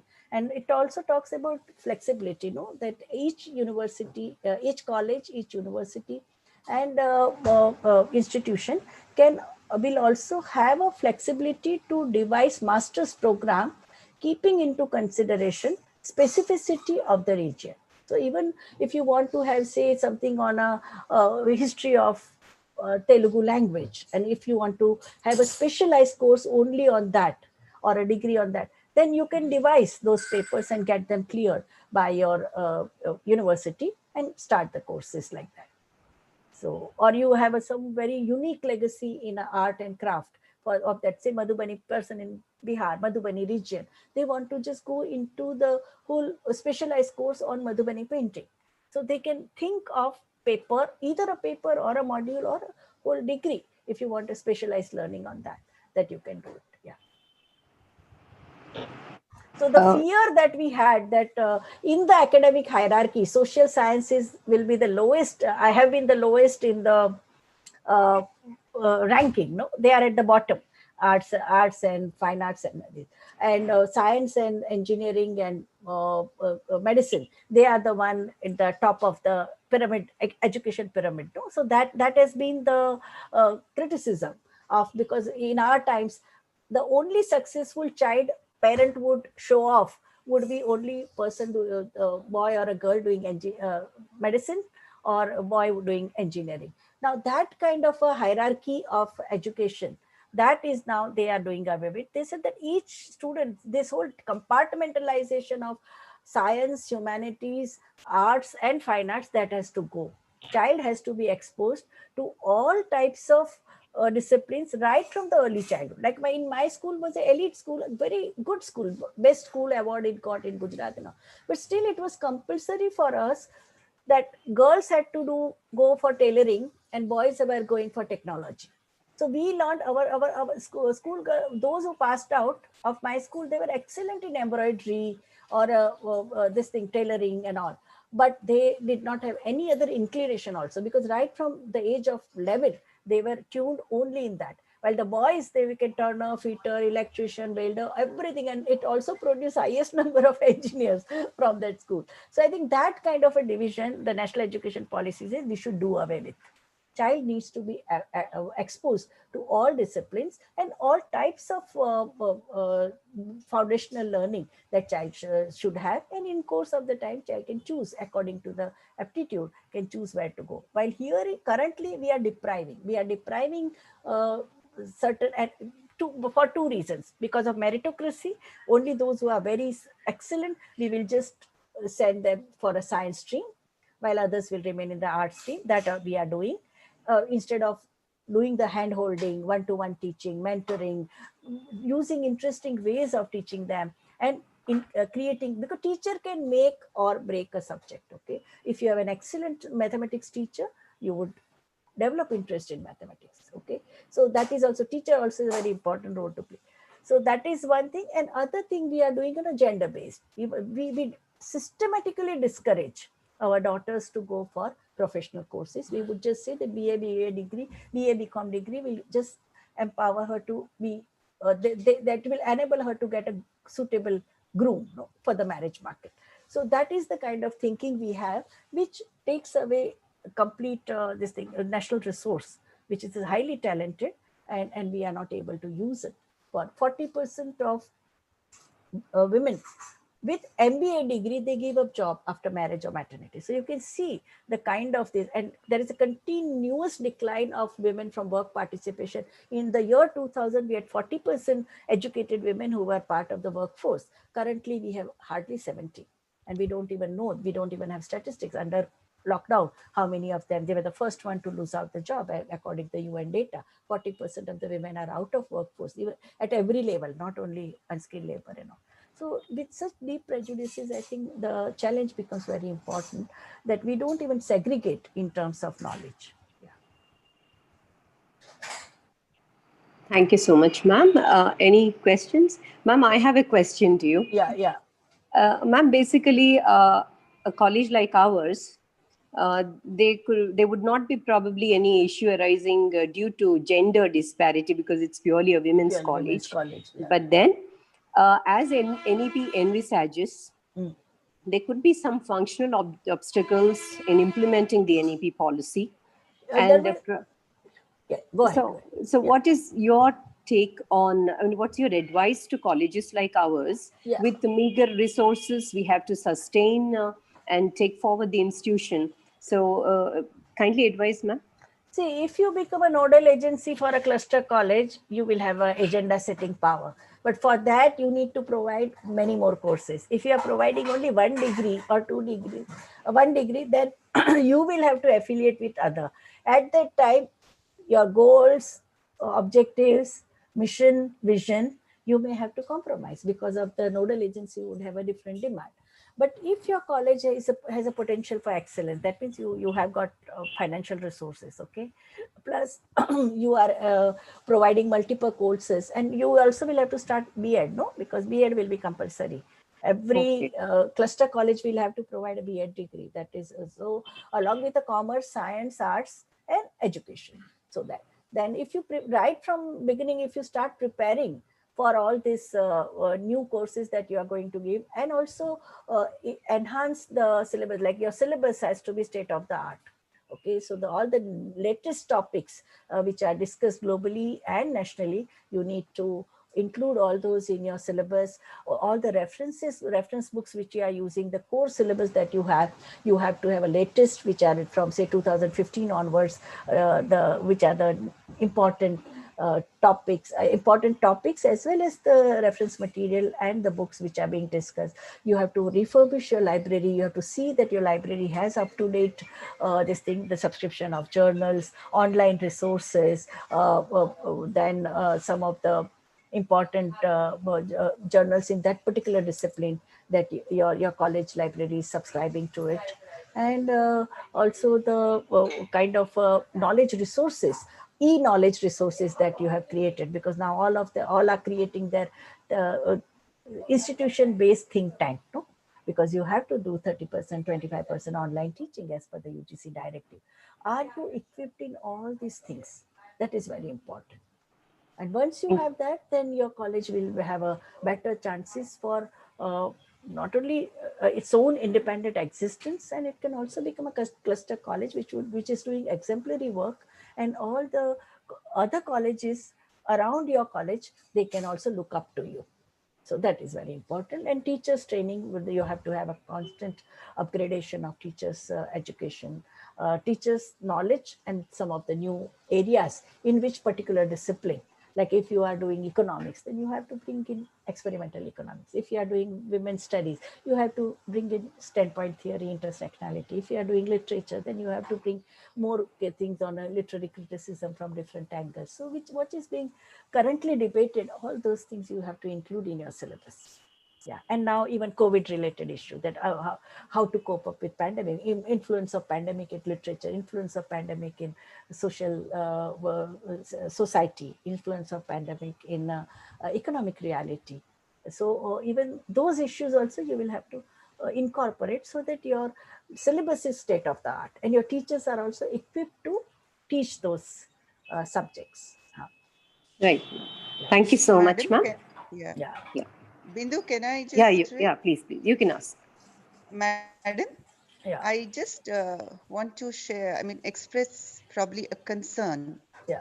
I mean, with the very limited knowledge we have about NEP, what I see is one thing is we have inviting a lot of foreign universities into the country, and there is not, I should say, there's a, till as on date, of course, there is not so much of funding happening to many education institutions. In other words, we look at more of capital intensive or institutions, whether foreign or within the country. And ma'am, at the outset, yes, I must express that you have actually stimulated the feelings about the gender inequality and the need for bridging this gap even till date to actually achieve a nation's development. So with this as the philosophy, underlying concern philosophy which you have expressed, will the overt, policies of NEP actually help us in achieving this end goal, ma'am?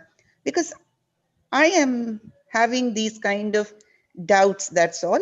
Maybe a perfect balance would be done, but is it possible? Just would like to listen to your views. Yeah. I think that's why I said that the question of access and equity is extremely important. And let us remember why I feel not that it is still a policy. Okay, it's not an act. Okay, it's not mandatory. We can build public opinion, and so many educationists in our country, but they are also raising the same kind of doubt. And as I said, that the if it is such a capital intensive this thing, we are seeing the result. There is a massive pushing out of girls and not and also boys from the poverty groups that has happened in last 8 months once the online education started. And also the child labor has increased, child trafficking has increased. We are continuously getting report, our own distress call by the students and children to Childline Helpline 1098.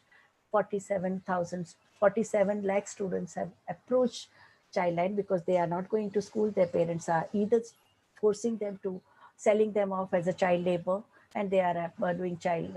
So we are turning the wheels of history in a backward direction, because right from the social reform movement of the 19th century, girls' education was the central axis around which the social reformers, they dedicated their effort, and that should not happen. And I think that is the role of us, to create a public opinion that education and also higher education has to be treated, and it is a win-win formula. It is not only that that girl is going to benefit, or that student is going to benefit, her family will benefit, community will benefit, and among the underserved communities, one role model, successful role model, that creates completely changed scenario. The aspirations of other students in the area, they also change, and that has a snowballing effect, multiplier effect in economics, if you are talking about.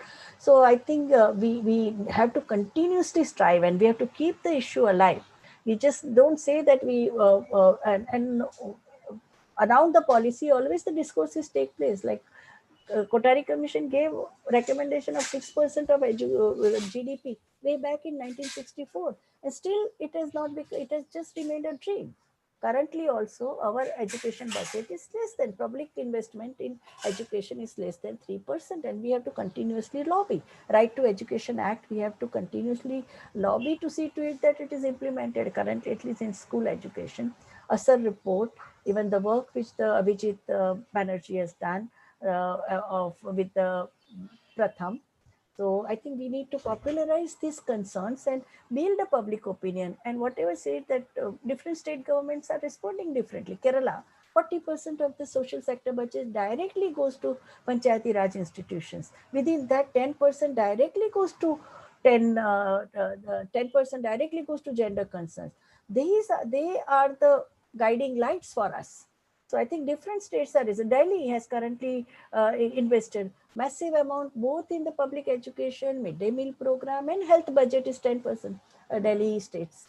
So these are the states I think we have to look up to. We have to build a very strong argument, and also pressure groups to create this kind of ambience where more investment is made, and more this thing, and multiple ways of knowledge construction and knowledge dissemination takes place. As I told you, why aren't we talking of use of transistor? Why aren't we talking of using of Doordarshan? And why only TV channels have to just have a smutty jokes and those serials? Can't we can't we persuade those TV channels to at least give 6 hours a day for education? Just announce it. Earlier they used to announce in countrywide classroom that this particular day class 3 topic of NCERT textbook of geography will be taught, and people used to learn. Whole success of adult education program in the 70s and 80s was based on, and we had at that time we had only one television channel, and we could do so much.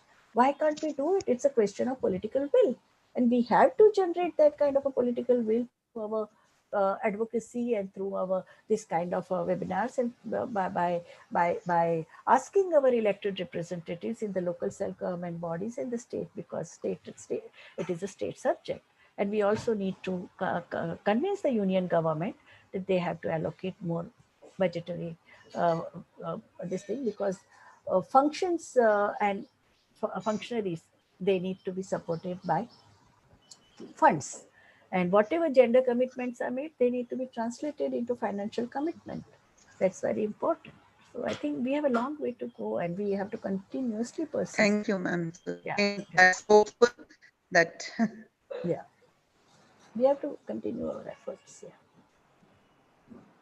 Thank you so much, ma'am. I think, dear participants, madam has to attend another seminar.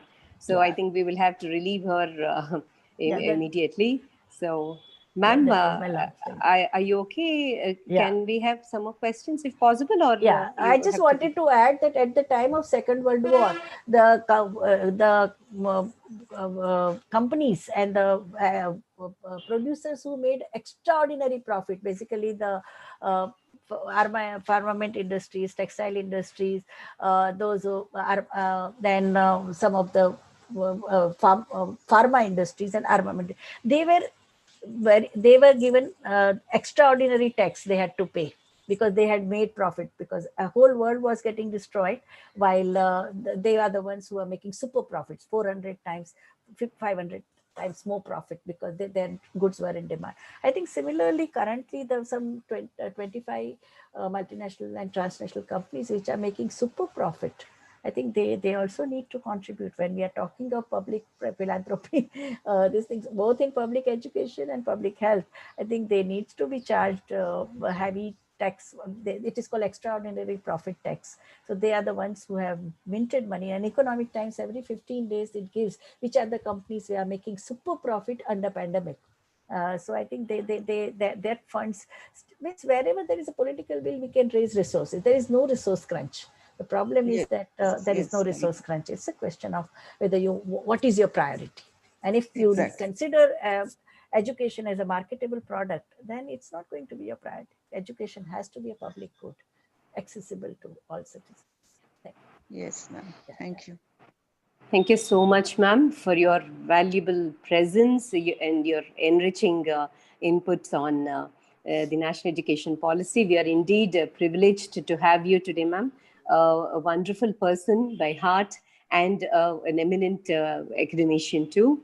And I think our history will add one more feather in its cap by having you as our guest speaker, ma'am. Thank you so much for being part of this seminar. Yeah. Thank you very much. I had this long-standing commitment, 12 to 2:30, so I have to go. Please, ma'am. Thank you. Thank you so much. Hello, Professor Venkatramani. Yeah, thank you. Bye. Thank you, ma'am. Thank you so much.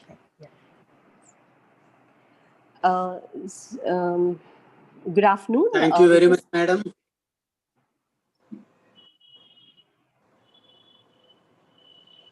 I think madam has left, sir, because she has another program. Okay. We will join just about 5 minutes. We have the second session by Professor Venkatramani Krishnamurthy, former Registrar, University of Bombay. Please get back within 5 minutes. Thank you.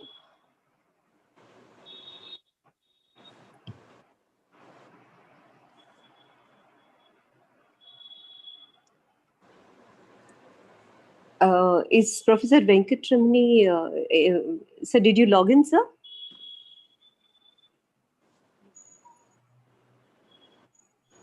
Yeah. Good afternoon, sir. Yeah. Very good afternoon to you, sir. Just about a few minutes, we will start the program because madam has just now left the session. A warm welcome to you on behalf of RBVRR Women's College, sir. I think you can interact with Professor Mutyam Reddy, sir, right away. Within few minutes, we will join, sir. No.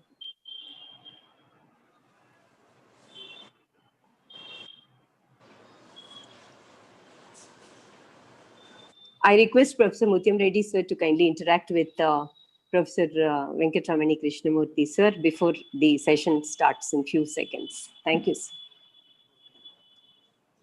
Sir, on my behalf and on behalf of the Hyderabad Mahila Vidya Sangam, we welcome you, sir. Thank you. We are a pleasure to have you with us this morning, and we are happy that you have agreed to be with us. So I think your address talk is on the governance. Yeah. Okay, I just told in the beginning itself, I have my own doubts, but it's not good to say all those things now before your presentation, I think. I have already spelled out some of my doubts. Whether those doubts are going to be addressed by the new education policy. I know it's a very ambitious document and good to have such a document, but when it comes to implementation and all, and when you look at the state governments and their policies and all, when all those things spelled out in the new education policy will come true. So the present situation in state universities and also some of the colleges is very pathetic. And infrastructural problems and also faculty problems and the governance, the problem of governance, because months together and years together, and we in our state there is a university which has no vice chancellor since last 5 years. Oh my God. And the all other universities they have without vice chancellor since last 15 months. Oh. Only one university has vice chancellor now. That is the Jayashankar Agriculture University. Only that university has vice chancellor, and all other universities do not have vice chancellors. Oh. And majority of posts are vacant. Senior persons are not there. And some of the departments are governed by academic consultants and part-timers, etc. And the new educational policy says the problems plaguing the education, higher education. But the problems, in the list of problems plaguing, we do not have these things. No place in that entity thing. So when this is the situation, and we had several aided colleges established by philanthropists. Now government has slowly withdrawn the aid. For example, our own college is an historical college, and now we don't have a single aided teacher and aided staff member. It is totally become private college. And to maintain the quality of education, we need good teachers. And good teachers, I mean good payment also. When the college totally depending upon the tuition fees collected from the students, and most of the students they prefer our college, and most of the colleges so from higher middle class and middle class and lower middle class, because an historical college and we should join there, and they can't pay the fees of corporate colleges, etc.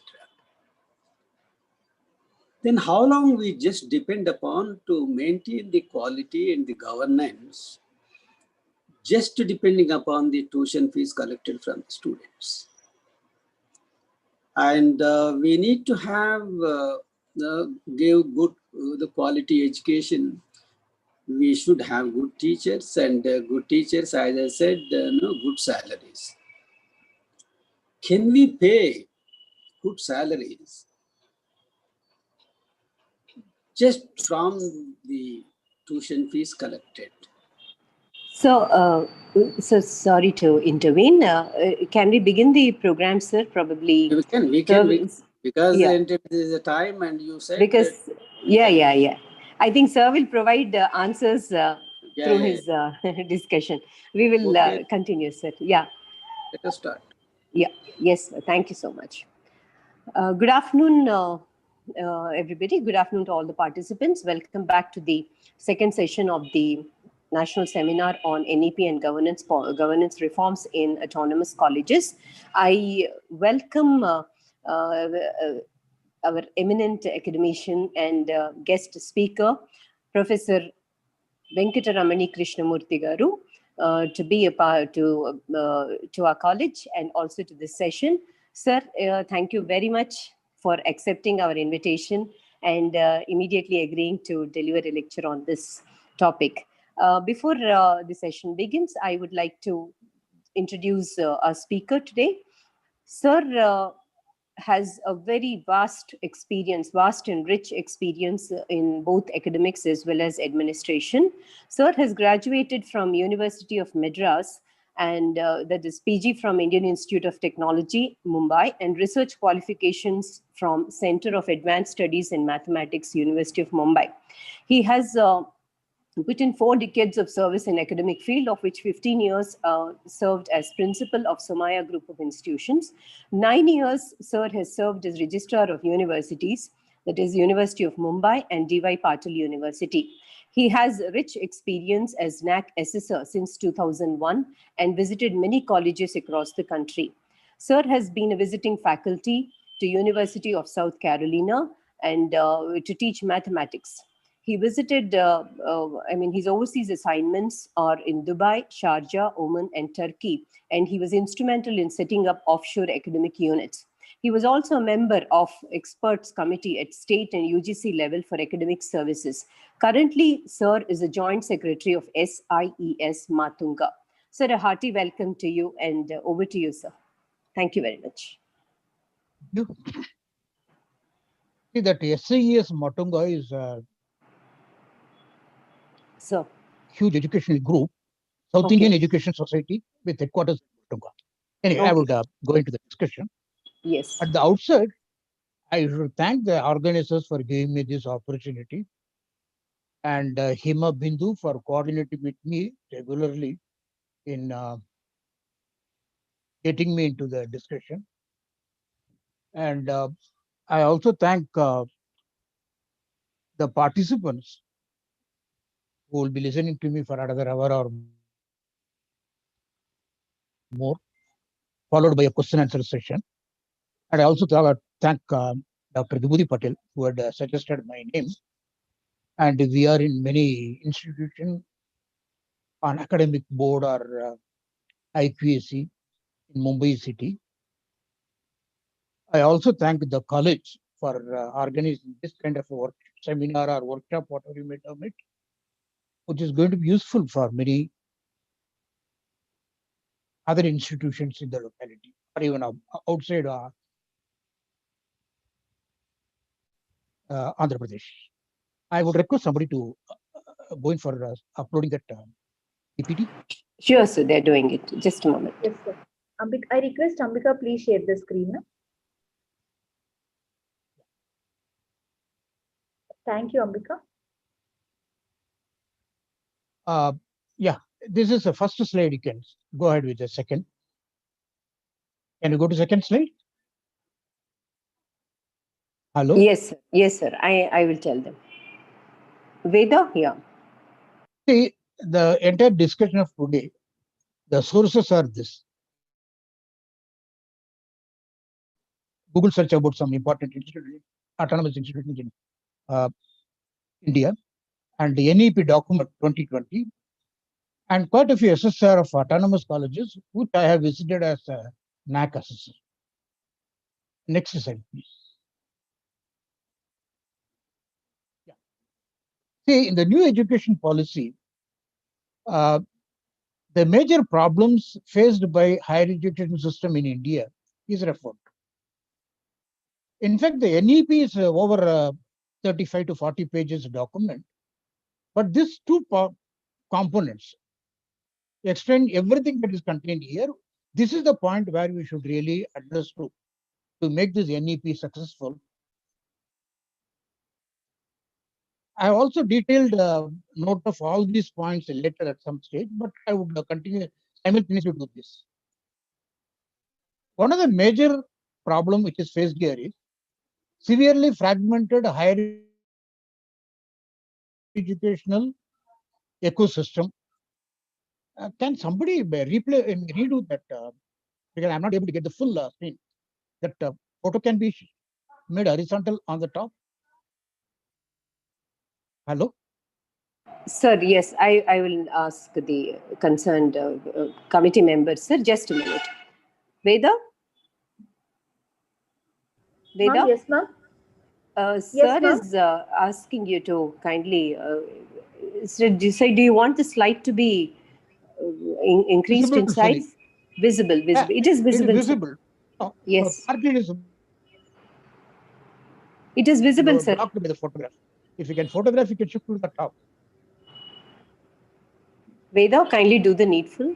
Yes. Ambika, I will do it. 1 second. You just stop sharing. I will do it. I think that should be fine.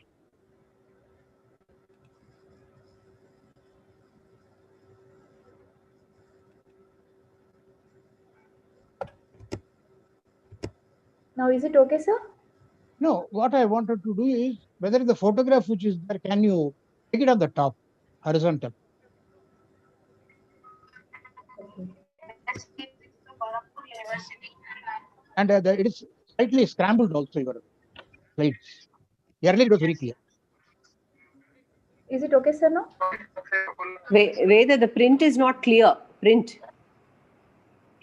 The letters. It is Letters same are thing. not. It is same thing whatever the sir is shared with us. No. Earlier it was clear. Yes. Some relocation, I think there is some. Sir, actually, problem is at your end some network disturbance is there. So maybe this is the start.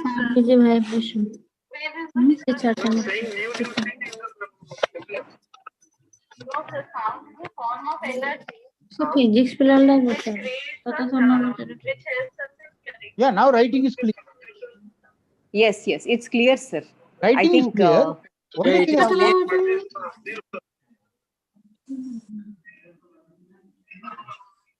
Transducer is a device which converts. The photos which you are showing, can it be taken onto the top? Or shall I continue?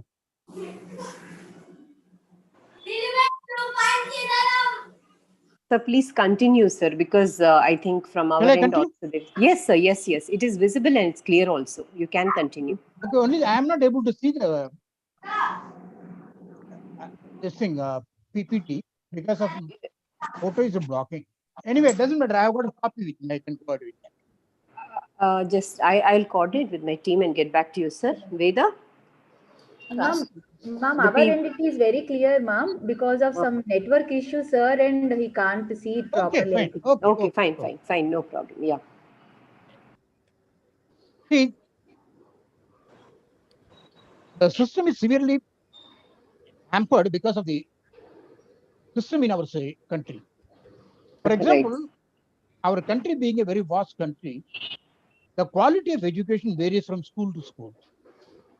The school system also, we have got state board school, central board school, national open school, so many kinds of school system, which gives some kind of imbalance of a student among the students when they come out after 10th standard. I think that would be clear to many of us, because the ICSE pattern is different, CBSE pattern is different. So this imbalance has created, which makes the state board schools, though they are intelligent, talented, because of the quality of the syllabus or curriculum, they are made little, I wouldn't use the word inferior, they stand at a second or third level compared to the other institutes. This is probably the need that has resulted in examination like NEET for MBBS admission and so many competitive examinations. Suppose you have got a common system of education across the country, this difficulty would not arise. This is what probably the first major problem they are saying, severely fragmented higher education system. The second point is less emphasis on development of cognitive skill. Our current system of teaching is more of a brain-based activity and less of practical oriented activity. There is a lack of hands-on experience. There is a lack of exposure to the practical part of that subject. But they are all brain-based activity. That is one point which they have mentioned. I'll go into the detail how to overcome this, how this is related to the governance of the institution. I'll take it up later. The third one is the rigid separation of discipline with early specialization and streaming a student into various disciplines. What happens is, after the 10th standard, a student goes into commerce faculty, a student goes into science faculty, a student goes into arts faculty. This is too early a separation. I remember the days when I was a student, most of the senior would have been a student. We had the separation much later. All of us went into the first year of college education with the same level of knowledge, which has been affected very badly now.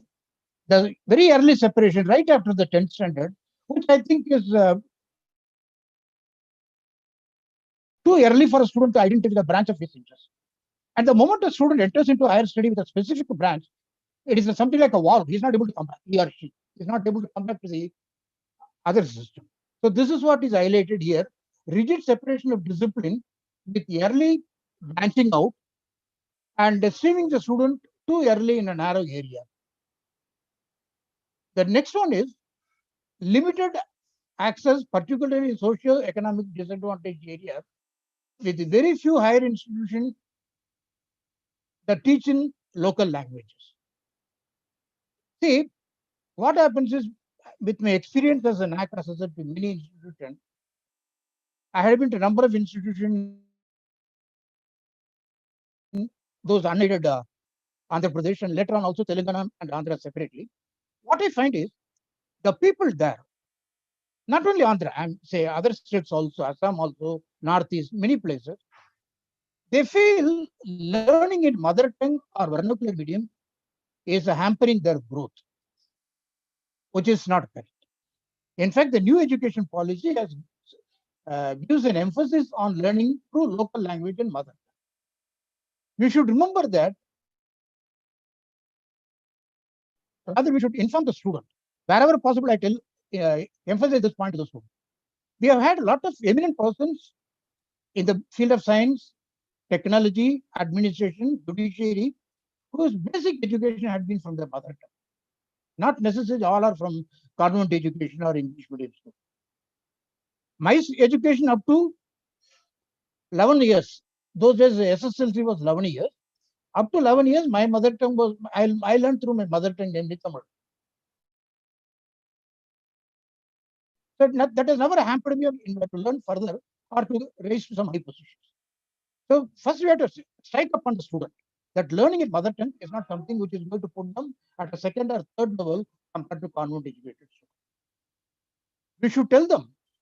We have had the president of our country who had his basic education in local language. We had Chief Justice of India who had his basic education in local language. We had the president of a country who has had local education in local language.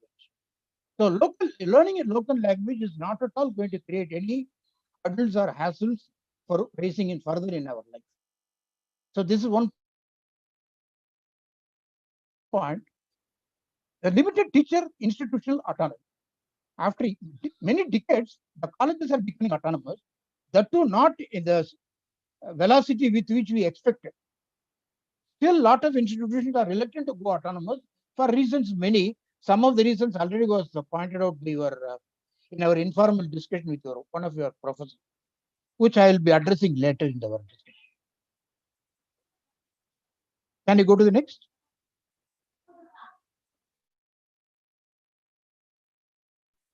Next slide. Yeah. inadequate mechanism for merit-based management and progression of faculty and leaders of the higher institution. See, today what happens, I think in the informal discussion, we find one major difficulty is we are not getting a quality faculty to get recruited. So we find it extremely difficult. With due respect to all the expectation of the MHRD regarding NEP and set examination, I still find good number of teachers who might not be having a formal letter eligibility are exceptionally good teachers. And there are people who have completed NET set, they are not able to convince the student or communicate to the student effectively. So we find good teachers, exceptionally good teachers among non-NET set, are not very satisfied performance from NET set qualified teachers. So this kind of imbalance or kind of a situation is affecting our system of education. How to overcome that, what autonomous colleges can do in that regard, we'll discuss that. Lesser emphasis on research at most of the university and colleges and lack of competitive peer review research funding across disciplines. Suboptimal governance and leadership of higher education. In effect, we can go into the next step.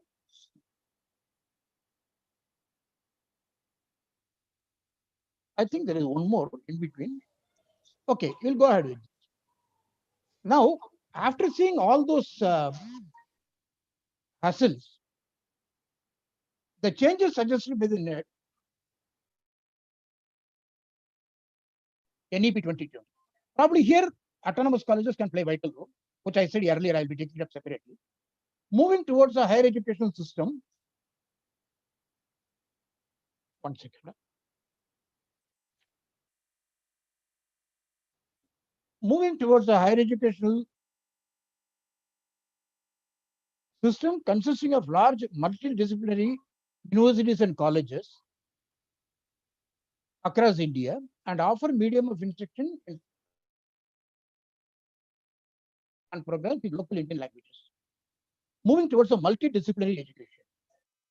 Moving towards a faculty and institutional autonomy.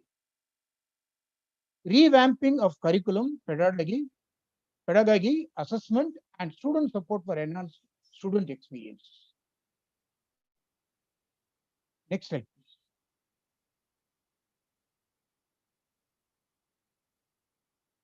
Next slide, please. Hello? Veda, next slide, please. Hello? Yeah, sir, I can hear Done, you. done, ma'am. Done. Okay. Am I audible? Yes, sir, you're audible, but the PPT is not clear, Veda. So earlier it was clear. Now with the Ma'am, because of the network disturbance, it is taking 1 to 2 seconds, ma'am. Okay, fine, no problem. No, the PPT is only for the viewers. I have got a copy with me. Yeah. So you can continue, sir. I think it will get corrected. Shall I continue? Yes, sir, please. Governance of higher education institution by qualified independent boards having academic and administrative autonomy. Light but tight regulation by a single regulatory for higher education. You can go to the next one. Increased access. Veda, please shift. Sorry, sir, 1 minute. Veda, kindly move the slide. Ma'am, I think slide you can. Yeah, done, ma'am. Okay. No, next slide. Yeah. Increased access, equity, and inclusion through a range of measures, including greater opportunity for outstanding public education. Scholarship by private philanthropic universities for disadvantaged and underprivileged students. Online education and open distance learning and all other infrastructure and learning materials accessible and available to learners with disabilities. Please, next one. Next slide, please. Sir, taking 1 second, sir.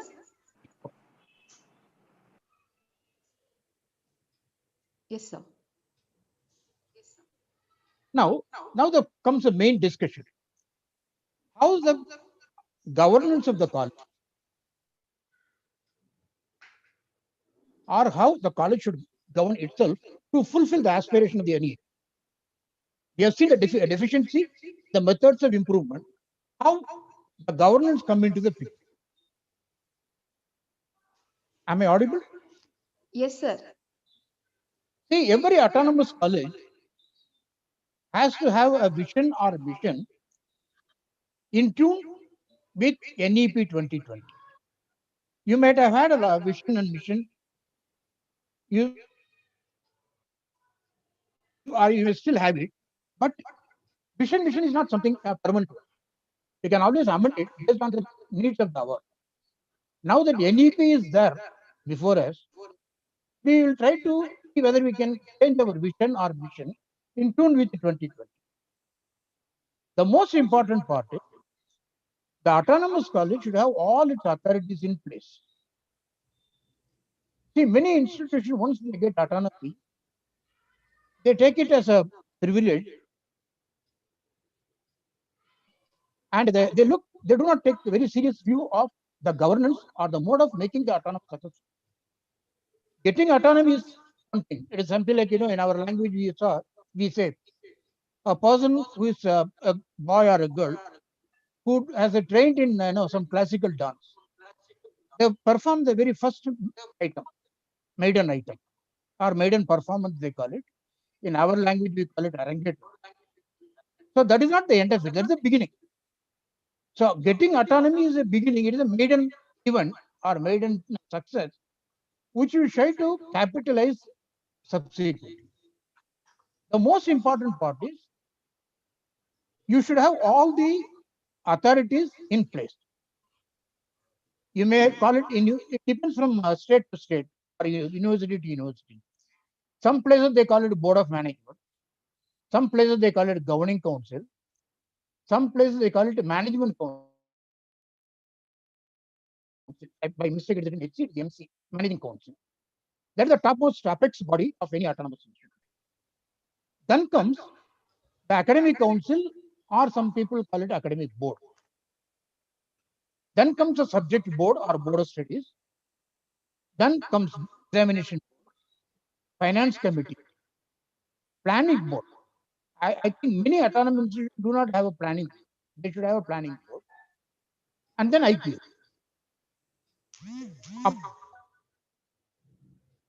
Apart from that, the local state governments may insist on some other statutory bodies, which you should take care. Because I can only talk from the Maharashtra point of view. There could be many in other places. Can you go to the next? Yes, sir. I moved it, sir. Now, we have got this responsibility of the autonomous colleges. You are no more going to depend on the university curriculum. You are going to frame your own curriculum. So the first part is the curriculum design and development. I'm using some terminology which is used in the next manual. Curriculum design and development is the most important or vital part of an autonomous college. Here again, I would like to make my observation. There are many institutions, they make a very cosmetic change in the university curriculum and use it for their own institution. And then they try to claim that they are autonomous. Autonomous colleges are it is on par with the university in all aspects. Autonomous colleges are on par with university in all aspects. So you cannot borrow somewhere something and then try to make some cosmetic change and put it in your curriculum. Don't do that. Your academic board, your board of studies should be quite competent. Very strongly, very strong participants should be there to design a curriculum which will be meeting the requirements as per the time change. We call it emerging area. The board of studies should be able to identify the emerging area and then try to frame this curriculum accordingly. You may ask me how the governance come here. I'll come to that. Autonomous college should have a very strong feedback system. That feedback should be on curriculum, teaching, learning, evaluation, and also on the administration, which includes the governance. The student should be in a position to comment or give his opinion on the governance also. When I say governance, it is not only management, it could also be the local administration of various committees. So all those administrative sections, or even your own regular administration in the office, the student should be in a position to give a feedback. And the quality of faculty, which should be taken care by the governance, then faculty members should be trained to be ICT savvy. Because there was a question earlier in the previous session, someone wanted to have a comparison between offline teaching and online teaching. See, I retired about 10 years back. Today, I'm able to give a lecture on online as comfortable as I do it on offline. So it is a question of attitude or the willingness to learn continuously. That alone can make you an ICT. So it is very surprising. I'm not talking about an institution. Generally, I'm saying I'm finding it very surprising that young faculty, compared with about 5 to 10 years of experience, they are really commenting very negatively about ICT learning, online teaching, which I do not agree with. I know there are some subjects where online alone will not be sufficient. You need to have an offline. But that too, in a subject like mathematics, I have tuned myself how to teach mathematics even on online. It is not difficult. So a time has come where online is going to play a very vital role. In fact, there are moves in the government level, 40% of the teaching to be converted into online. That would mean there is going to be reduction of recruitment of faculty. In the informal discussion, the professor was discussing, there is no faculty available, how to manage. It is going to be a permanent problem for us. Rather, we may get accustomed to that than instead of feeling sad about that. And sir was saying that for about 15 years or something, there are some institutions not having a head of the institution, etc. I want to say one thing here. I had been to a college in Karnataka on a NAC visit in the year 2011. Their last appointment through the granting system was 1981. You can imagine, from 1981 to 2011, that means almost 30 years. In 30 years, there had not been any granting teacher. That means the particular state has produced one generation of learners without a formal granting system of teaching. So this is the case of one. It is the case with every state. I'm saying that because I could see that, whereas even in Maharashtra, this is a situation. Maharashtra is comparatively better because they try to clear 40% of the vacancies every year, though they don't give 100% vacancies. So the liability comes on the management. How to overcome that liability or how to make up for the deficit, I'll take it up after 1 or 2 slides. Learning level assessment and catering to student diversity. Next slide, please. Next slide. So this is another one set of an autonomous college have a great responsibility in designing the program outcome, course outcome, and special outcome.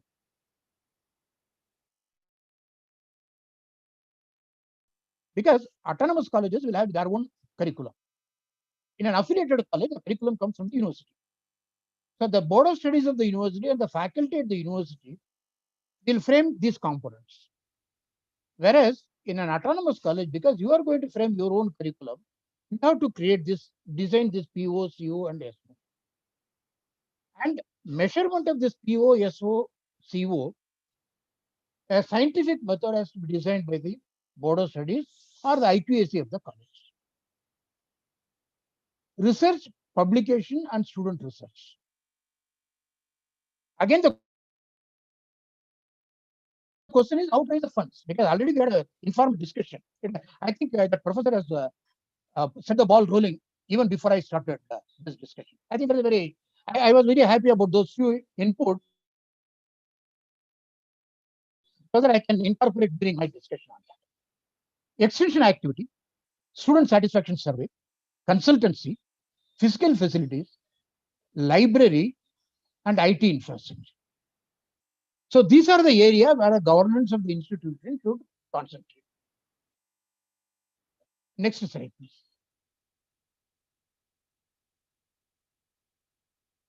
Student success. See, the NEP, one important part is socially and economically disadvantaged students. How to support them? How the institution can support? It has become rather meaningless to expect the government to do that. I am not supporting the government. I am very much upset, as upset as your professor who spoke to me earlier. Government has become very indifferent to the socially and economically disadvantaged. There are many states. I don't want to name any state. Recently, we had been reading in the paper, because the student did not get the financial support, the student could not buy a laptop for online teaching, the student committed suicide. It had happened in, I believe, in somewhere in Hyderabad area only. It's a very sad state of affairs. A brilliant student could have become a great mathematician in future, because she chose mathematics as her subject in a Delhi college.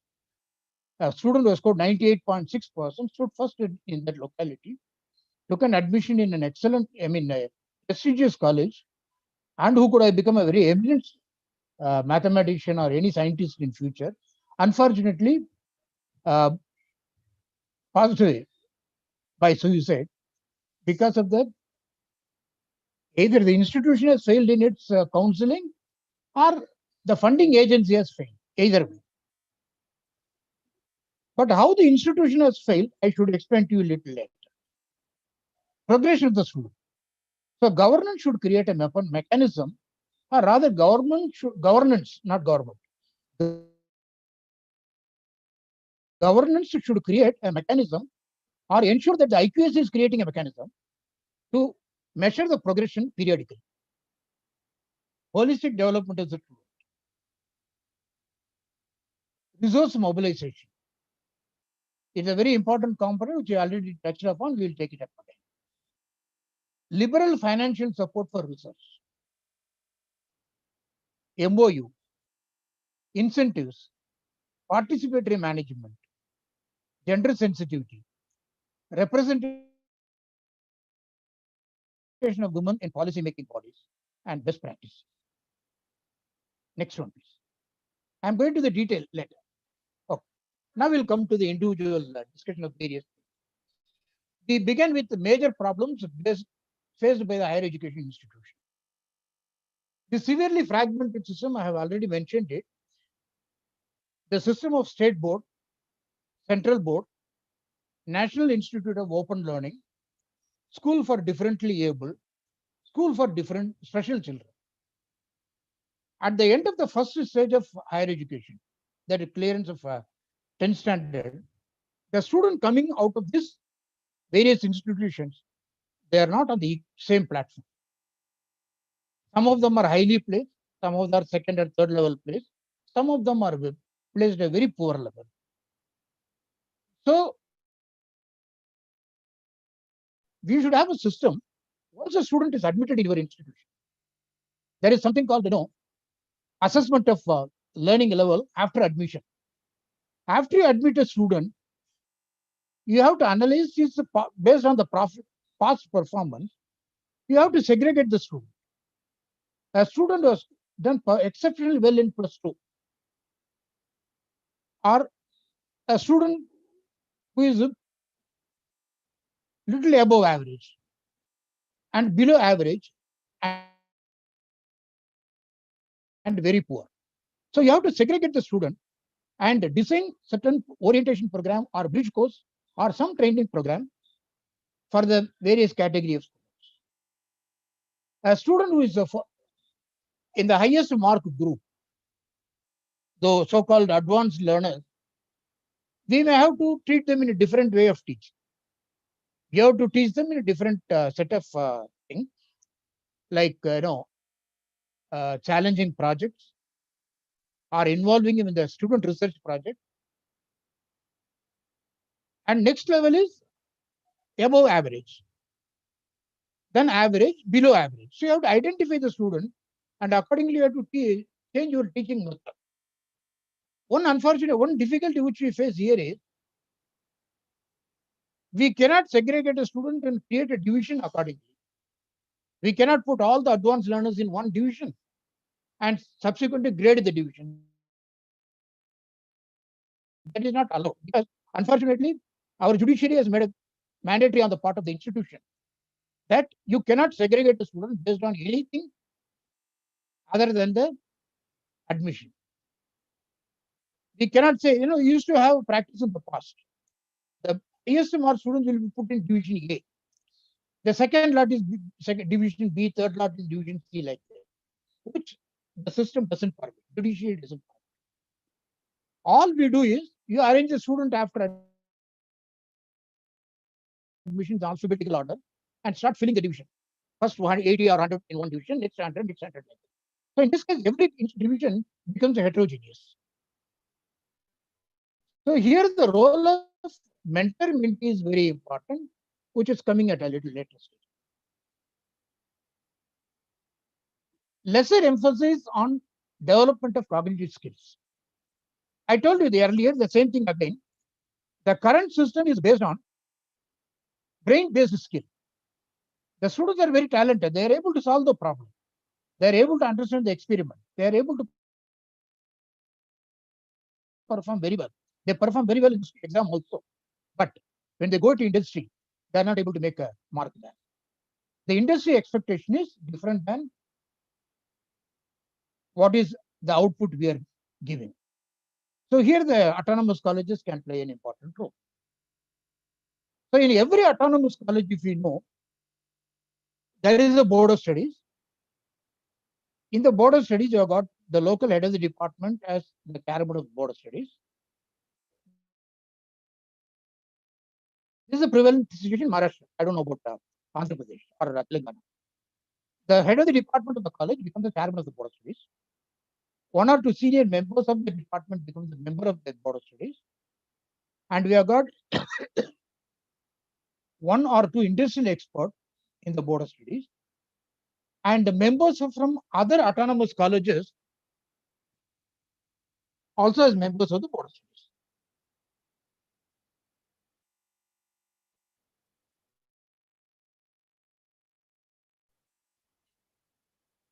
What happens is many colleges, autonomous colleges, they do not want to spend on taking up very eminent people in the board of studies. One thing, they may not get time to come. There is another issue. But if you know a person who is eminent in the subject, who may be in some other university out of Andhra Pradesh or Telangana, if you make him a member, you may have to pay him the taxi, traveling allowance, DIF fare, and if he comes up previously, you have to provide an accommodation in a good hotel. These are all bit expensive parts. So many institutions feel it is very expensive. They try to accommodate the locally available people. In that case, autonomy has no meaning at all. It won't attain the purpose for which you have become autonomous. Your autonomous college should prove itself. I told you earlier, it is as good as a university. your autonomous college should prove itself that it is capable of becoming an individual university by itself. There are a number of universities which I have visited, not funded by the state government, even by a single pay. You can visit some of those universities, maybe a group of faculty members or one or two management members can go and visit those institutions. For example, the Manipal University campus at Jaipur, Rajasthan. It is almost a 15-acre land. The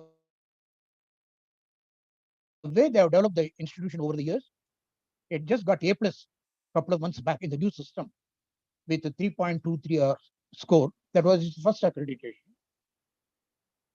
Where I had the fortune of visiting as an expert for academic audit and administrative audit, and also review their SSR before uploading to NAP portal. It is an institution worth visiting. The way they have developed the campus. If your college, I don't know the land area of your institution, if you are in a college in about 8 to 10 acres of land, you should see that institute how they have developed, and you should see whether you can do. Even if you do about 50 to 60% of that, I think your college will become one of the best institutions. Of course, I have not seen your institution. So what I'm saying is if it is already an excellent one, I don't think I should comment on that. But I have not seen the institution. Maybe when I get an opportunity to come to that side, I'll just have a look at the institution. Then second part is the practical exposure. The institution should have a lot of contact with industry. I can give a lot of examples during the course of my discussion how to develop that interaction. Hands-on experience, internship. Next, please.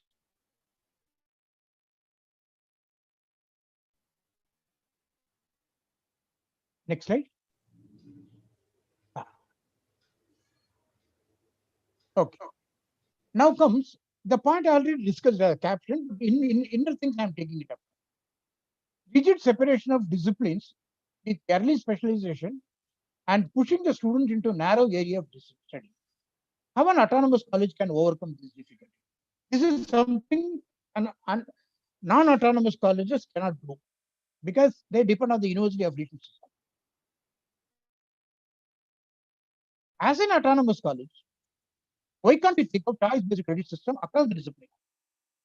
Suppose a student of mathematics, why don't you permit him or her to choose a paper in economics or sociology, where they can apply the mathematical methods to come out with a good project in sociology or economics? I'm just taking an example of mathematics because that is a subject applied in all other subjects. It has a kind of interdisciplinary, it has got application in all other subjects. Same thing is statistics. Same thing with the BA literature student. Suppose I got a BA English. Why don't you permit him to offer a component of political science or sociology or in any other language, maybe a classical language or a local language, where he can do some kind of a comparative literature study in the initial stage itself. I think there will be no difficulty for autonomous colleges to experiment this and choice-based credit system.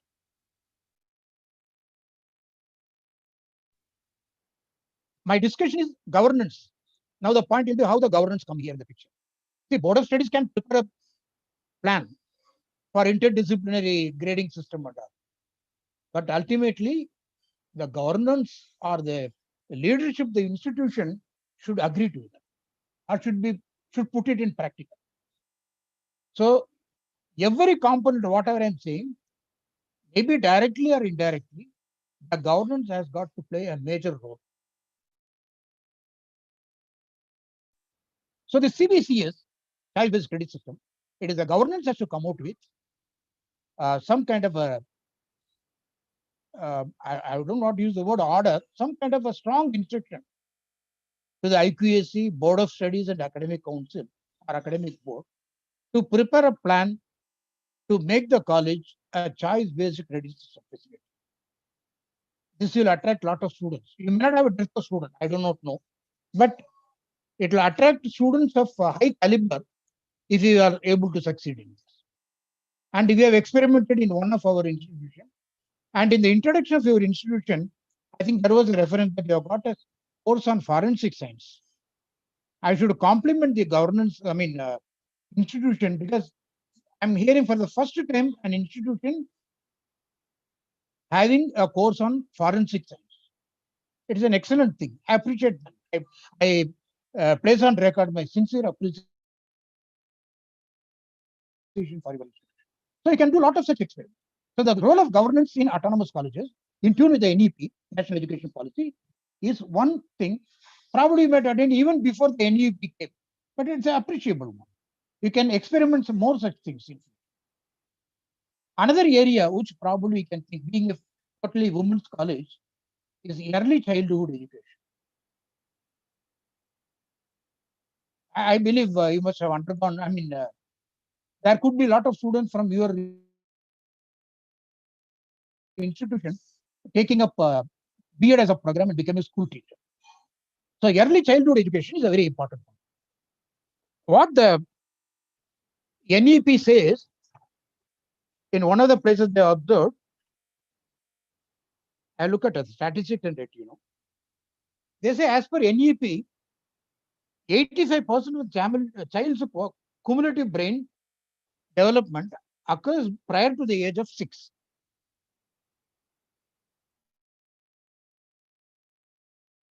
85% of child's cumulative brain development occurs prior to the age of 6. You are not handling the student of age 6, or even after autonomous college. But why don't you train your students who will become a teacher in future, who will be facing this kind of a student population? If a child attains his cumulative brain before the age of 6, that is the right age where you can train them, mold the kid. So that can be done only with the school teachers or the Montessori teachers or KG teachers, nursery teachers, for whom you can have a certificate program in your institution, which can be offered by arts students from arts faculty as well science faculty. So you think of a program or certificate program on early childhood education. How we are able to do it in our group, I will take it at a different stage.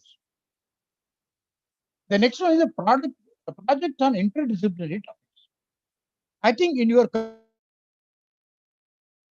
curriculum, I'm talking about your autonomous college curriculum. In the curriculum, I believe you have scope for projects. I feel so. Is it? Hello? Sir? Yes, sir. In your curriculum, I believe you'll be having a scope for projects. Yes, sir. Yes. We offer projects at UG level as well as PG. Yeah. And that project you are going to assess. So why don't you think of an interdisciplinary topics? I gave an example earlier. A student of mathematics or statistics, he can be given a project in sociology or economics, where he can find the application for his subject, research methodology. That probably may not happen in an affiliated system, where an autonomous system can do. We have got a project. I think I'll come to that separate. Let us finish this first. And you also have a responsibility, if you see that in national education policy, socially and economically challenged area. Why don't you adopt one area, set up a satellite campus over there, and create awareness and train the people in the locality? This can be done effectively by the institution, which is the governance. When I talk about institution, I'm talking about the governance. The governance plus your extension unit. You have got an NSS unit probably. So you can jointly do this program, and you can involve the student of other subjects. It is a kind of interdisciplinary activity I'm suggesting. So, as I gave an example earlier, in this area of online education, the socially and economically underdeveloped area, it is very difficult to utilize an online education over there. That can be satisfied by, or that can be compensated by an autonomous institution like. Without naming the institution, I want to give an example. There was an institution, or there is still, in a remote area from 6 hours from Hyderabad airport. I was an NEP assessor over there. The institution has got 240 students, of which 237 students are from tribal area. The area itself is a tribal area. Out of 240 students admitted in the college, 237 were from tribal area and 1 or 2 from minority community. Only 1 student from the open category. And that the students were so poor. By the way I'm describing, you will be able to identify the institute. I don't want to name the institute. The students were so poor. Please don't misunderstand me. They washed the clothes in the night, sleep, and put on the same clothes next day to come to the college. That is the status of the students over there. The college had a hostel where 125 students were cramped in a kind of a 500 area or 600 area square feet room. Food was okay. Food was not a problem. So with all these developed difficulties, the college is doing its own way. When I visit the institution on a NAC visit, if I talk to them about ICT learning, it is really an insult to the student. They have not seen the mobile in their life. It will be unbelievable for you. They have not seen a mobile. Not that they are not allowed to use the mobile, but they have not seen the mobile. Their family income is so poor. But the local MLA was quite liberal, who had been MLA for last 6 or 7 terms, pumping lot of funds to that institution. He has taken care of the infrastructure facility. As usual, the government is not able to pay the salary to the teacher. The local community, in its own capacity, they are doing it. They are doing reasonably well. So there are institutions across the country where the situation is so pathetic. My suggestion would be, why not an autonomous institution? I don't want to use the word adopt.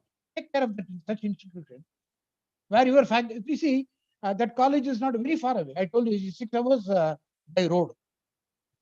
So maybe the teachers can your teachers can lend the services there. Bring that under institutional social responsibility. You bring that activity under institute social responsibility, which I have referred earlier. Extension activity and ISR activity. How to raise fund for this ISR? That would be a basic question. I'll give an example of our own institute after I go through 1 or 2 more slides. Limited teacher and institutional autonomy. So you should permit the teacher. That I think only a government can do. They should enjoy a freedom within discipline. Whereas the university system, what happened? They have got a syllabus for the first term, first semester, second semester, third semester. The semester of about 3.5 months, the teacher will not be in a position to do any kind of experimentation. You should allow a teacher to have an experiment with the method of teaching. I think that autonomy we can give it to the teacher. Of course, with the condition that the syllabus should be complete. The student should not be complain tomorrow that syllabus is not complete. That is what I'm saying. You enjoy a freedom within discipline. There is a discipline. There is a framework. within the framework, you try to enjoy your autonomy, enjoy your freedom. Freedom of teachers within the discipline. That can be done in autonomous college, not in affiliated college. Management to arrange for experts from industry. Can you shift the slide?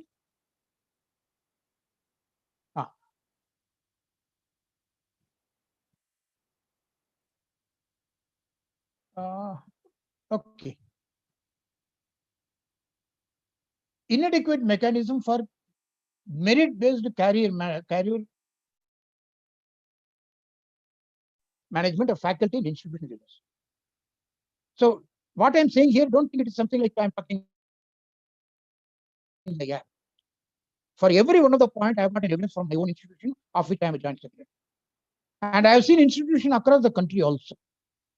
In fact, in my informal discussion with Bindu Madam, I said I have visited one autonomous college in Vijayawada, where they have experimented. That college has got 53 academic departments. I don't know how many departments you have got. That college has got 53 academic departments.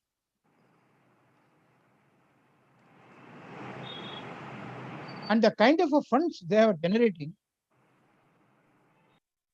is a matter of jealous. I used to be very jealous of them, how they are able to generate funds. But it is not beyond our ability. We may not be able to match them, but definitely be able to generate funds.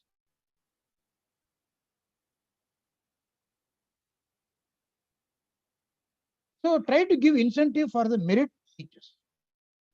The teachers who are highly meritorious, coming out with some publication, have some kind of an incentive. Incentive means normally by way of one increment. That is fine. Of course, your teachers are bound with the state government salary, probably. I do not know whether the granting aid system still prevails with you or no. I don't know. No, sir. No. Ours is purely self-financed institution. Okay. Now, we have got partly self-financed, partly granted. I'll give our example, you'll understand. It's ultimately left to your governance to see whether it is applicable or not. Effective implementation of EB. EB means efficiency bar. Teachers may not be very happy about this point, which I am going to explain now. In our days, we have undergone this EB. We will not be going to the higher scale unless we fulfill some requirement of that scale where I am initially appointed. Now they call it stage 1, stage 2, something like that. Let us not make this transition from one stage to another and automatic. It should be linked with some academic performance of the teacher. You must have some faculty feedback. Feedback not only from school, self-appraisal system also, where you keep some weightage for the research, weightage for the availability of the faculty member to the student, conferences, publication, acquiring higher qualification. Keep all these things and ensure that unless a minimum of this much is attained, the teacher will not be given an increment, or give a very small increment. Don't give that normal increment which is government is suggesting. Give increment, link the increment with effect academic performance of a teacher. I said earlier, teachers may not be happy about that, but we have done that. That has given a wonderful effect in our institution. People are able to publish. People are able to come out with research projects. People take industrial projects. They approach the industry and try to get some funds. If they get 70% of the expenditure, 30% the management gives by way of matching grant, which I have mentioned later on somewhere. So governance should introduce some kind of a matching grant to ensure that encourage the teachers to accept some research project. And unless they come out with some research project, don't make your increment system as an automatic one. Even in the government granted aid system, when a teacher moves from stage 1 stage to another, There is an appraisal form. Unless the minimum of this much marks or not, points are not there, the teacher is not given increment, or is not promoted to the next stage. So you can definitely follow that. There is no issue at all. Next point is, have you skipped the previous slide? Is the previous slide complete? Just a second, sir. I am finding out. Veda? Yes, Mama, change. Fine. We are there. Fine. Now, I told you about effective implementation of NEP. Periodical training for in-service faculty members. What you do is, you arrange for a 2-day workshop. Instead of asking the teachers to go to various other places, you call an expert from that place to your institution, which will be less expensive, because if you send all the teachers out, accommodation everything, you do it the other way. You call the expert or arrange with the neighboring university or institution of higher learning. The teachers can go in small groups and stay there for about a couple of days or week, undergo some training, and come back to your institution to transfer that knowledge. It may sound little impractical, but that is not so. Hyderabad is a place where I've got some, for example, if you take linguistic language, you've got a center for languages in Hyderabad. You can take advantage of that. The institution can enter into an MOU with that center of languages. Now it has become a university.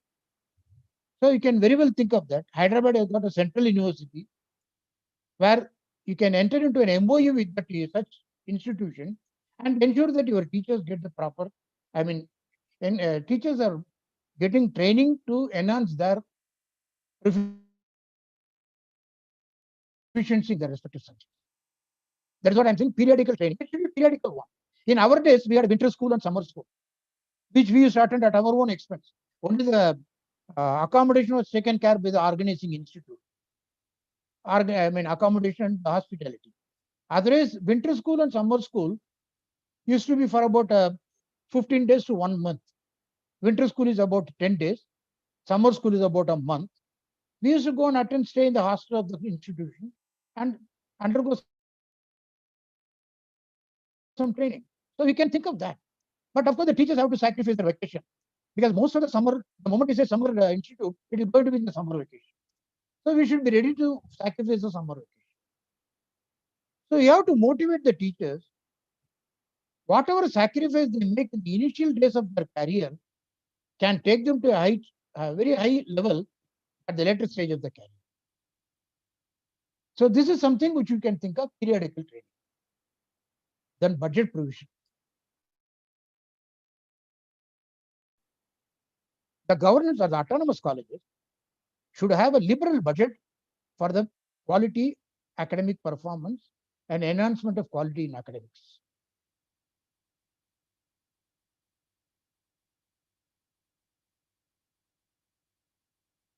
What is this? How far you can stretch it? Suppose the teacher is in a position to publish a paper. So he needs some time. So you can give him some kind of a flexibility in his lectures, provided you are satisfied that he's really doing a good job. Relaxation in the lectures or relaxation in the working hours. Suppose you give him a couple of lectures as remission.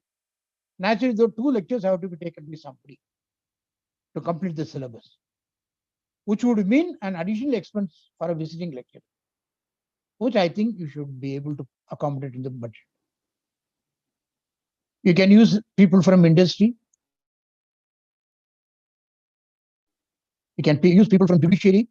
You can take even senior faculty members or experts in the subject from the neighboring institute. Little additional expense, which you should be in a position to put it in the budget. Because the importance of budget is, you know the revenue, you know the expenditure. If there is a deficiency, you should have a scheme to see how to make up for this deficiency. So when I say how to make up for the efficiency, I should not stop at this point. I should be able to tell you how to raise the deficiency, which I will be able to tell you. Then the next one, every faculty has to publish one paper per year. Is it a difficult job? Hello? Hello? Sir. Yes, sir. Am I audible? Yes, sir. Am I Yes, sir. audible? You're right. Yes, yes, yes. So I'm saying every faculty should publish one paper per year. Is it a tall call or is it possible? No, sir, it's possible, and our faculty members are indeed engaged in research activity. They are, yes. But unfortunately, See, the publication of only paper is something which is not an easy job. right, Yeah. right. But they are, sir. Some departments are doing excellent job, and I would like to also bring to your attention that the only hitch is that the research projects are not available these days. And if they are, if probably the research projects are available from ICSSR or DBT or DST, our faculty are willing to take up, sir. In fact, some of the faculty members have done few minor research projects from UGC as well. So for a permanently, for a self-financed institute, unfortunately, the central funding is very bleak. They are not coming forward. Maybe in the question and answer session, we will see how to resolve that issue. Yes, sir. Now, lesser emphasis on research at most of the universities. See, this is one kind of unfortunate situation in our education system. The teachers, once they are settled in their services with a permanent job, confirmed service and all, they do not bother about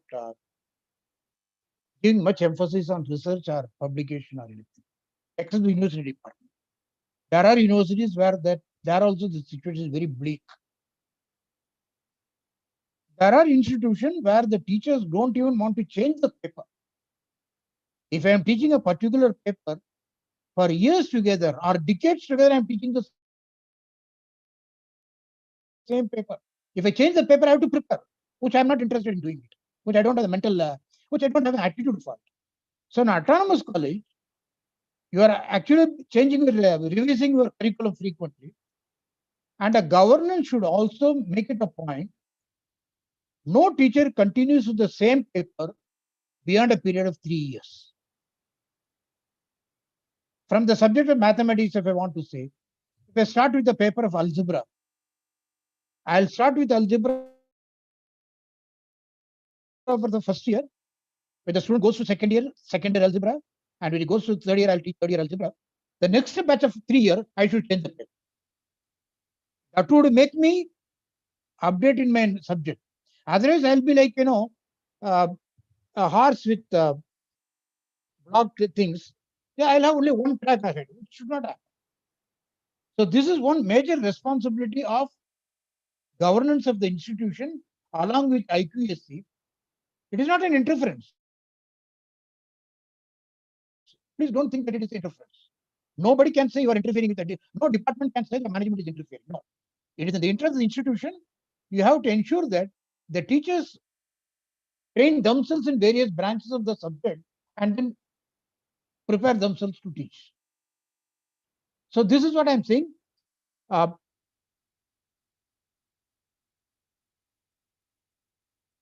The next one is active research cell. I think we are out of the screen. Sir, yeah, the ICT committee, they'll get back to you, sir, immediately. Sir, They'll 1 second, the sir. time limit? I lost my network. Sir, 1:15, sir. 1:15, till 1:15, you can continue the session. And after that, we'll have question answer sessions. Okay. Okay. Yes.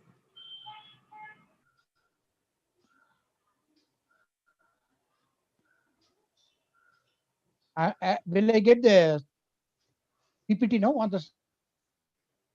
Yes, Ambika, yes, I yes. request Ambika, will you please share the screen? I lost some network here. Yeah. 1 second, Ambika.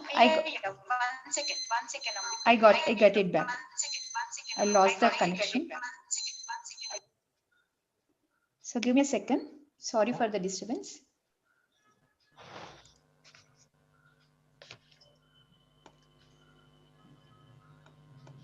Sir, in the meantime, I have a question to you. Yeah. So basically, NEP has categorized institutions into teaching institutions and research institutions. So as a teaching institution, would we be, would there be a emphasis on research activity as much as it was before? I mean, now if we consider our institution or autonomous institution like ours as a teaching institute only, so what are the basic requirements for us to qualify as completely a teaching institute? And if you can throw light upon this, it would be good. I'll do that. Basically, the group where I'm joint secretary, also has institutions of only teaching. We don't have any research institute. Right. Okay. So our system, we have designed some how we do that. Okay. We have got a lot of. Sir, shall I take the slide, sir? Yes. Slide is visible, Veda. Yeah. Now it is visible. Yeah. Thank you, sir. Shall I complete this and come to your question? Another couple of minutes I have. Yes, sir. Yes. No problem. Yes, sir. Please go. The active research cell with external experts. When I talk about the research cell here, I am not talking about the research cell of IIT or IISc or Hyderabad University or anything. I'm not talking about it. I am talking about the active research up to the level of teaching institute. What kind of a research we can do here? I gave initially 3 issues. One is the academic growth, the locality where we are. That research can be very useful to the society. You have a team who will do the incremental academic growth of the area and then come out with a good paper. Either you publish it or submit to the state government for them to implement certain recommendations. Is it does it require a very high level research funding or capacity? Your research team is there. Your sociology department, if at all. There are departments related to that subject. You have got a student, innocent student, to collect the data. The team can do some research. The individual student will have a public research project. The coordinator of the team can come out with the research paper. And there are some journals where you can easily publish. For example, one journal which normally is recommended initially for an initial researcher is the University News, which is associated with Indian University Journal, which is recognized by UGC. It is published by UGC itself. So you can think of University News where there a lot of such papers are published. The impact of your institution in your locality, that can itself be a research paper. Or you can say the comparison of your institution with the neighboring institution in other area, how your institution has played an important role in the society. This is not something which an academic, a UG institution or a teaching institution would find it difficult to do. I think I have partly answered your question. Yes, sir. Yeah, we noted the important point. All your board of studies, academic board, board of management should have experts from other institutional of higher learning. There is no dearth of experts in Hyderabad. In your board of studies, why don't we think of somebody from Hyderabad who is not associated with the college but an expert in the subject? There are a lot of people in that area. And then weak departments. Let me not be misunderstood. In every institution, there will be some department may not be very strong in the research. Due to many reasons. I am not saying that lethargy or anything. There could be many reasons. You identify that department. You have a special budget provision. Or you can do one thing. In every budget, identify one department. That department will be strengthened in research this year. Once you make a beginning, then they will continue. So identify a department every year that IQAC can do that. They can prepare a list of departments and then submit to the planning board, and the budget can be allotted in such a way that every department is getting some benefit of funds to strengthen their research activity. There has to be research cell. That's what I said in the beginning. A very vibrant research cell you should have, which will monitor the research activity of every department. Big department to be identified and motivate them with matching grants. Because matching grant is very important. See, our association, our society, SES, we have come out with a scheme. We have got about 8 institutes in our under our umbrella. 8 institutes, the total number of faculty would be around 2,000 to 2,400. It is not a small group. Each institution is a big institution. We have come out with a scheme for every research paper or research project. A teacher will be given an amount of 25,000 rupees. If a teacher comes out with 2 projects or 2 research papers, there will be 2 amount of 25 each. Now the question is, where from we get this money? Of course, we are fortunate to have a lot of well-wishers, philanthropists, and donors. Donors means not linked with admission. I'm not using the word donor in that connection. We do get a lot of funds from non-government agencies. We take up their own project because if there is a commerce department.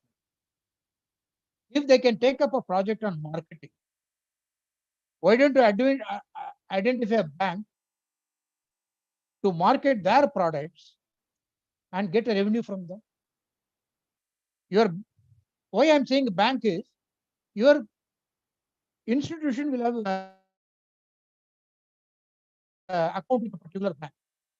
The fact that you are having a huge amount with them by way of deposit and a regular salary payment, the bank is enjoying some kind of a respect among the society. So you ask the bank. We have got a few students who would like to take a marketing project to your bank. You have to compensate them this way. You give it to the institution, of which 70% the institution can retain, 30% can be given to the people who are conducting the research.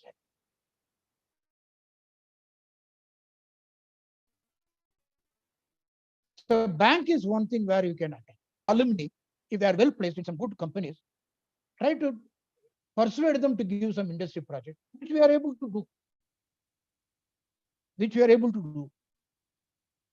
Your alumni, you invite them as a visiting lecture and try to see that your students are placed through those alumni. That is another way of attracting the industry closer to you. Persuade some industry to have an industrial project in your campus and take some remuneration from them, some kind of a compensation from them. They are able to do that. There are ISR activities. You go for a corporate social responsibility funds. Every company is supposed to spend some amount for corporate social responsibility. You approach them, see whether you can get funds from them for ISR activity. I will just give you one example of our group. We have adopted 2 schools in rural Maharashtra, which is about 150 kilometers away from our main center. We have set up a school there. The school structure is a government structure, which is a depleted one over the last decades. The last couple of years, we renovated the entire building. We also set up a residential campus there. The renovation cost us about 38.5 crores, 38.5 lakhs. We approached the industry through their corporate social responsibility. We undertook that assignment. Otherwise, no institution can raise funds to that extent. We could do it because we had contact with the industry.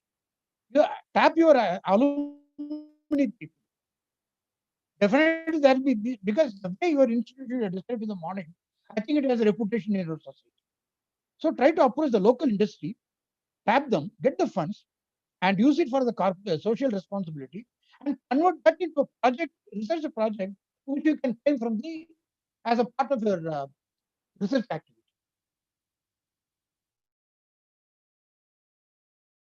So it is not impractical. It is practical. With a lot of efforts, you have to do that. Next. What is the slide number? I think we are. Yes, sir. It is 15. I think we are finishing almost. Then, ineffective regulatory system. This is, I think, right now, let us not bother, because being an autonomous institute, you have come out of the university system. So we will not bother about that. The next one, large affiliating university resulting in low standard of education. See, this is what I said in the beginning. The schools across the state, forget about across the country, even across the state, the quality of curriculum is different. The Mumbai University, for example, has got about 845 colleges affiliated to it, of which around 90 colleges are autonomous, remaining are all still the system. The university area ranges from Goa border to Gujarat border. Naturally, you cannot expect the educational students for academic quality on par everywhere, which affects the curriculum. If there is more number of border studies members from the rural area, that affects the quality of the curriculum, with due respect to the members of the board. So this is something which you can avoid because you are an autonomous institute. Being an autonomous institute, you can avoid it. You will be able to succeed in this. Cluster system. You introduce a cluster system under which the colleges nearby your area will get the benefit of your institute. And MOU for training the faculty members of big department. I think we have decided to create a vibrant research center. That also we have discussed. Let us go next one. Thank you. So I'll just conclude with a couple of points. Then we can get into Yes. Yes. So hardly 2-3 minutes I'll take. Yes. Yes. You have to have some kind of a certificate program for professional ethics, which we lack very badly now. If you see the journalism field, if you see the judiciary, if you see the medical field, you find there is a lack of ethics in the professional ethics among. Especially this COVID system, though the doctors have done a commendable job, there are few institutions or hospitals who have capitalized exploited the situation. Because there is a lack of professional ethics over there. Then you should also, kind of prepare an annual report as a governance level. If you are not become an autonomous college, what you could not have achieved, which you could achieve after becoming the. This is something which is very important. When the UGC team comes after 3 or 5 years, they will try to match. Suppose you say, I have done this, I have done that, they will say that you can do even as an affiliated college what you have achieved as an autonomous college. So this point you have to stress very strongly. I think about vernacular students I have already referred to. I think to the best of my thing I have covered. I leave the house for questions, if any. Yeah, thank you so much, sir. A very, lot of takeaways from your lecture, in fact, for us to adopt. And that too, the institution is going for NAC accreditation in 2 years' time from now. So probably we have a lot of solutions and a lot of activities that are lined up. And your inputs are very, very valuable. And right now, I request the participants to participate in the question answer session.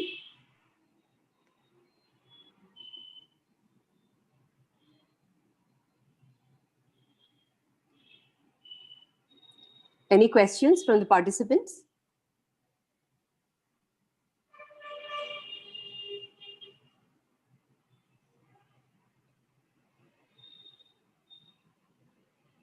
Sir, is Professor Mutyam Reddy sir here?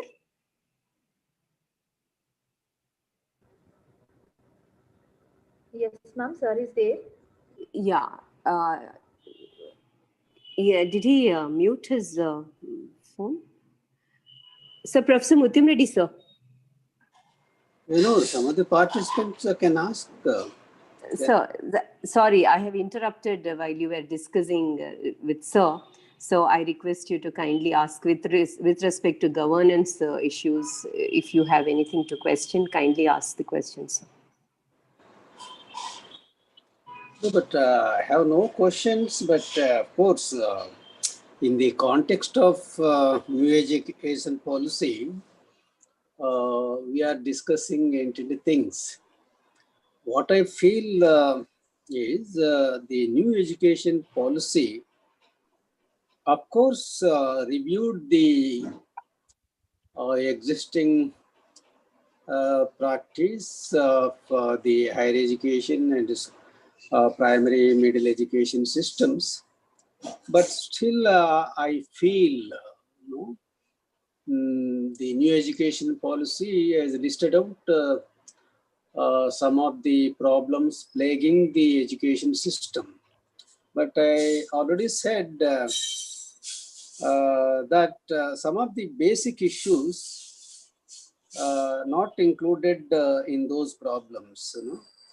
So what exactly, as far as the policy is concerned, okay, the experts are there. It is their knowledge and their exposure to various other countries and systems of education, etc.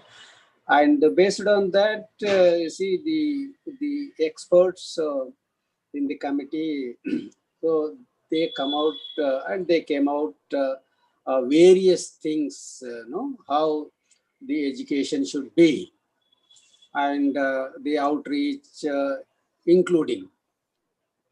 So, but now, of course, ours is an autonomous college, but still the autonomous college is facing certain problems, and those problems, are not addressed. What I feel, suppose the autonomous, the universities and other regulating bodies in the state, uh, they still say that certain things reserved for autonomous colleges, for example, making its own admissions and evaluation, etc., etc. But still, the state insists upon that you don't make your admissions, we make your admissions, and we have in the state those kind of entity system. But there, the autonomous rule said clearly says that it is the college, autonomous college, which has every right to make admissions. Uh, but if we don't make admissions, the autonomous college is not permitted to make admissions, and the students are admitted by an external body.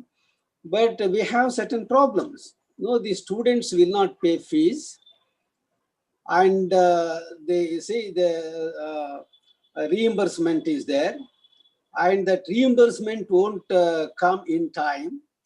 It will take sometimes 1.5 year, 1 year, 2 years to reimburse from the state. And these 2 years, how to pay the salaries of the teachers and staff? That is one question. And when we try to impress upon the university and also the other regulating bodies like state council, that why you include in your system the autonomous college, when the autonomous college has its own freedom to make admissions. And okay, we agree, but these are the problems with that, and please try to resolve these problems, and we don't mind join in your own system. But they don't agree. But the autonomous colleges had to go approach the court and take permission from the court to make admissions. So every year we are forced to go to court and to make admissions. So we say several things, and the autonomous college is a freedom and all. But this is the in practice. This is the kind of system we face. And sometimes university also said, sir, the the NAC asked students from other states, national integration, and it has its own marks. But university doesn't permit to make admissions from other states that under national integration quota.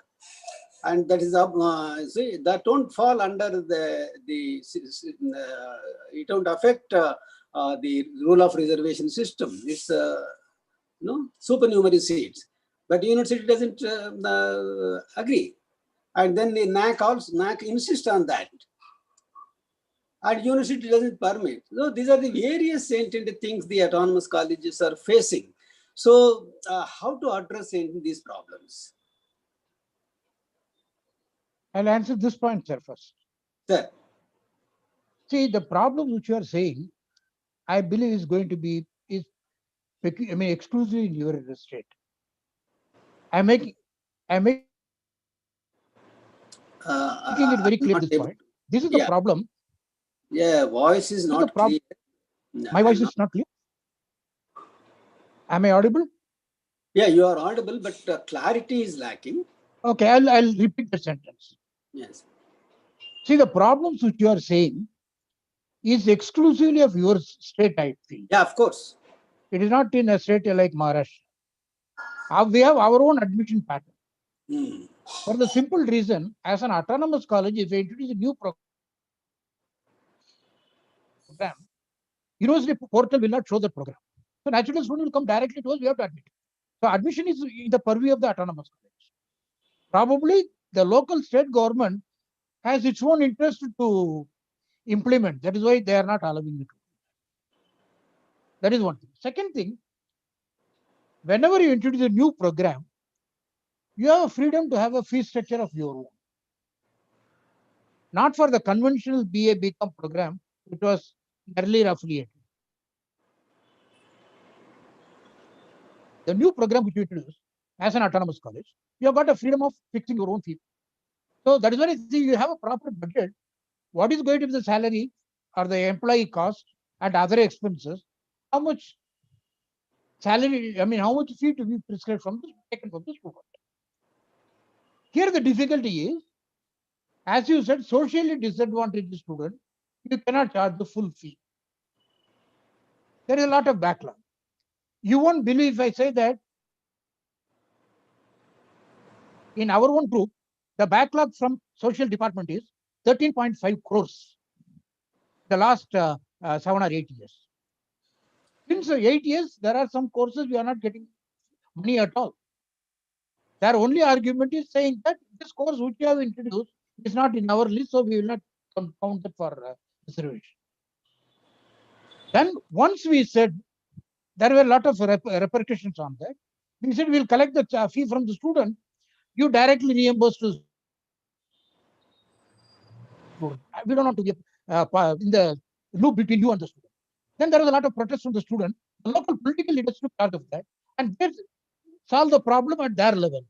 So we are now getting the reimbursement properly. So it requires a lot of, as you said, we may have to go to court also. We have gone to court on a couple of occasions. But there is a lot of challenges. This is something. But we have to be firm. The government has to be firm, not to come down even an inch under the pressure of the state government. Yeah, once they confer autonomy to us, they cannot take it back. Only the university or UGC can take it back, not the state government. This is the situation of autonomous colleges in other states. Yes, sir. Thank you very much. But I can understand from my own understanding of autonomy.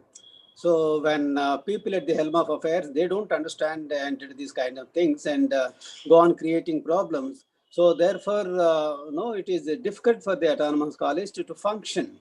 And there are other several problems and which are linked to this and that. These problems affect the very governance of the institutions. That is what is happening. So it's okay. As policy, we should have intent all these things and autonomy. It's good. the rules framed under autonomy, these are excellent. But only thing when it comes to implementation and the people at the state level and the understanding of the autonomy and also several other things. So this, as I said, the admission, but of course, it is limited to only the one or two states. It's not may not be the problem of all the states, but in a couple of states, I don't know, but we have to see. So these days, so these are the, some of these are the problems, and okay, since the new education policy, at we least, also had a lot of teaching problems. yeah, the states must be instructed, certain things. Sir, that is not entered there. Those taken for granted, like things taking place. So these are the issues and bothering some of the autonomous colleges. I have just one point to say. They have to overcome these things. I have got just one point to say. Sir? I have one information. I have one point to tell you. Yes, sir. Even we had a lot of teaching problems when we became autonomous. But our Association of Autonomous Colleges, our Association of Autonomous Colleges is very strong. They aren't able to sit across the table and convince the minister not to interfere with autonomous colleges. And to a great extent, they have come out of their clutches. They are doing well. So maybe a kind of a group association of autonomous colleges in that area can persuade the government not to interfere with your system. Yeah, there is. We have another problem here. You see, most of the autonomous colleges are minority colleges. And in Hyderabad, in Telangana, we have in Hyderabad only 2 autonomous colleges, non-minority. So the minority autonomous colleges, no, they have their own interest. And they are permitted, those autonomous colleges are permitted to make their own admissions. But it's only 2 colleges, autonomous colleges, general autonomous colleges, they are not permitted to make their admission. So they don't understand into this when we tell. So there is no scope for an association. So autonomous colleges, minority, they have different kind of thing, the different interests they have, and you see the 2 colleges, and there is no meaning in having an association with the 2 colleges. So there is nobody to listen. No, here in our association, all are together, minority as well, non-minority. Yeah. Problems are there, but we are not with only problems. In spite of the problems, so we are trying to make things better, making autonomy. We are happy with autonomy. There's no problem, but there are such problems of this kind, and we have our own. We are trying to make, and so I thank you very much. You have listed out the problems of the major problems educational institutions, the higher education is facing, and I have identified and also tried to provide some answers and how to overcome and what is existing and how to make good of that. So I thank you once again. Thank you very much, Venkatramani Garu. Thank you. Yeah. Ma'am, excuse We are me, ma'am. glad that you have with us now. Some questions are in chat box, ma'am. May I? Yeah, please share. Yeah, ma'am. Sir, the first question is from Salome, ma'am. How can we introduce ICT to rural background students studying in engineering colleges?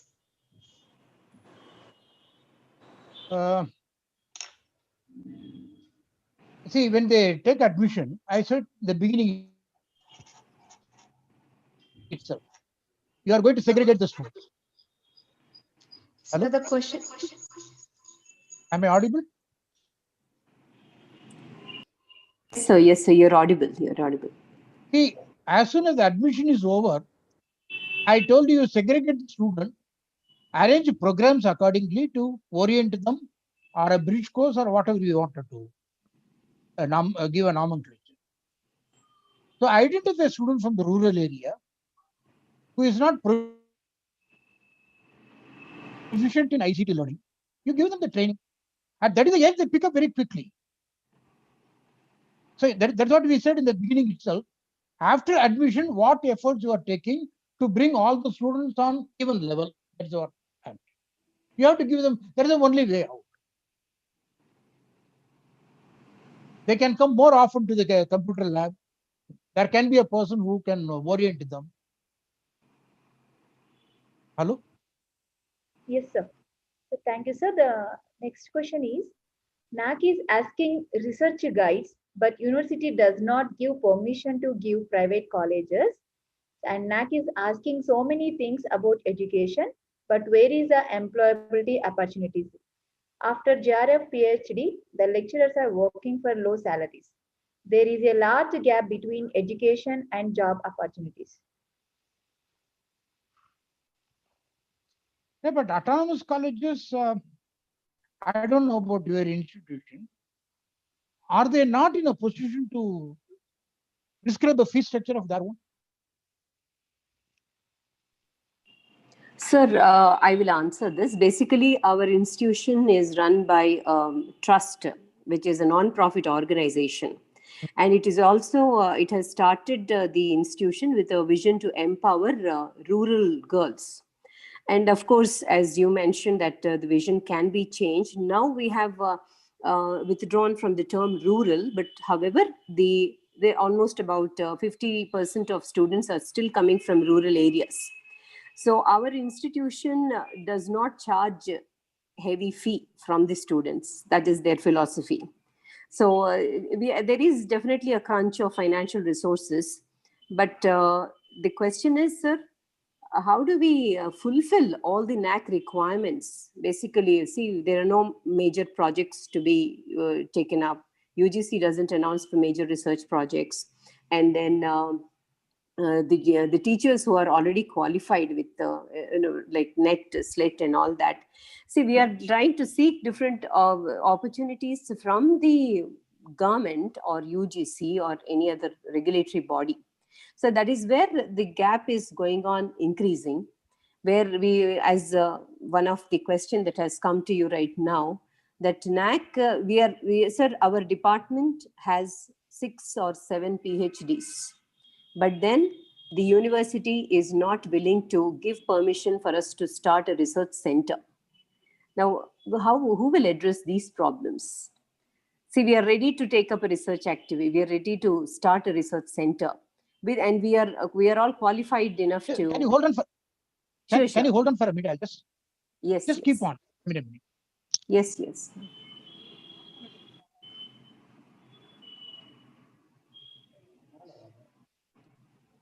Ma'am, excuse me, ma'am.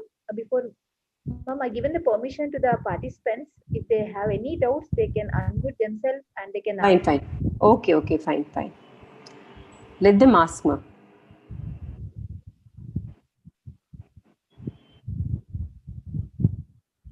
Bindu ma'am, sir didn't hear your question at all. No, my question was, basically the question has come from the audience, I don't know, that NAC is insisting on research centers, establishment of research centers in the college where there are many PhDs, but the university is not permitting. That was my question.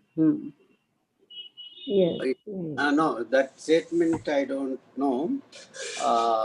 See, university is permitting, and we have a research center for the chemistry is concerned. But the whatever instruments we have, and they are also made use of the other life science departments. We have a research center, but see, we have to fulfill all those conditions laid down by the university. It is not in principle, university is not permitting us to. No, that's not true. Yeah, I am back. Yes, sir, yes. I was to sign on an urgent paper. That's why I had to take a... Okay, sir. Please. Yeah, the question, the participants are waiting to come up with the question, sir. 1 second. Veda, please share the questions. Ma'am, that's it, ma'am. Right now present, there are no questions. Hello. Okay. Good morning, sir. Sir, as of now, no more questions. The only question was... Yes. Excuse me, ma'am. Participant is asking the question. నేను ఒక meeting లో okay sir నేనేం చేస్తాను sir.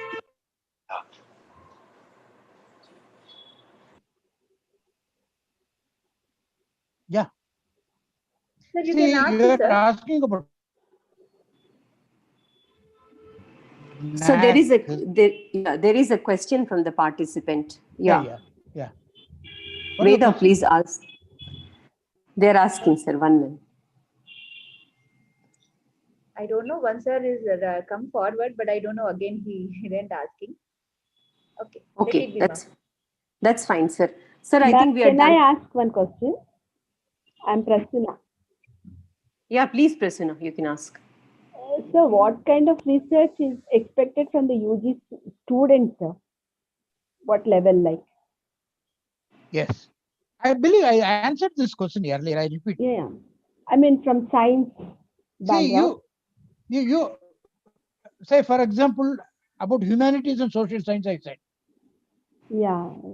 You identify some problem, identify some issue, which is impact of your institution in promoting higher education in your locality, or in your extension activity camp during the camp, how far it has benefited them. These are some projects you can think of, and go with the statistical data and with some kind of a hypothesis and inference, and try to publish in papers. To begin with, I suggested the magazine journal University News. Okay, sir. Thanks. That is about when it comes to statistics, you identify a problem where you can apply statistical method. Say, for example, this COVID. One can have a good number of projects. How the industry, hotel industry, has been affected severely by this.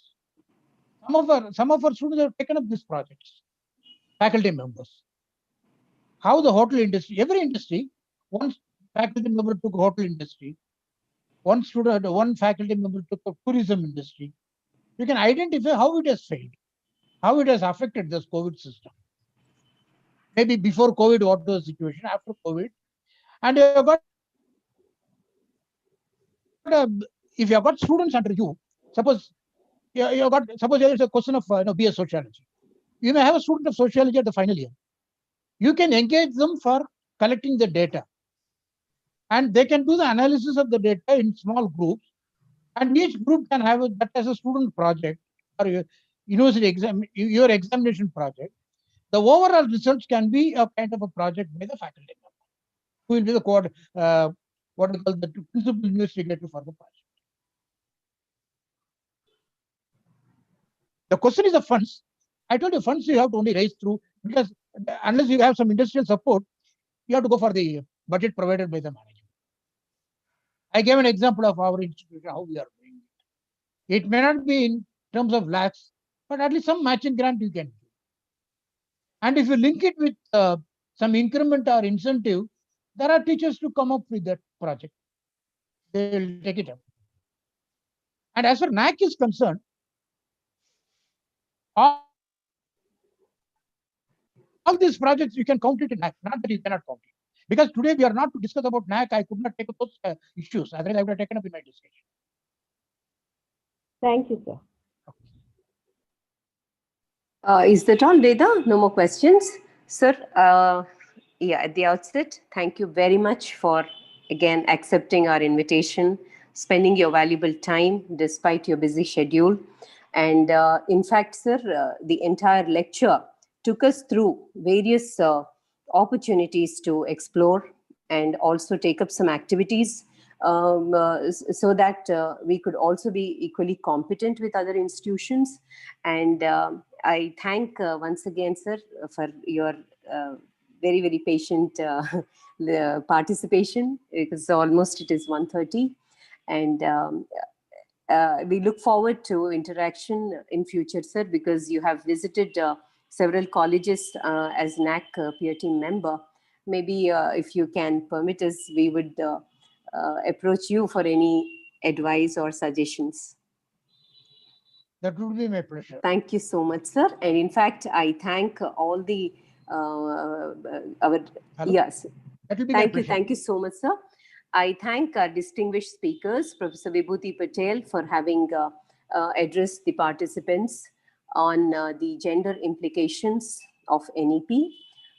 And Madam was kind enough to refer your name, and I think you have done complete justice to your role, sir, by giving us a lot of information and suggestions and advice to go forward.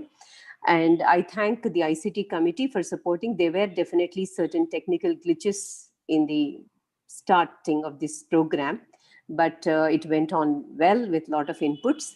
And I thank Professor Mutyam Reddy, sir.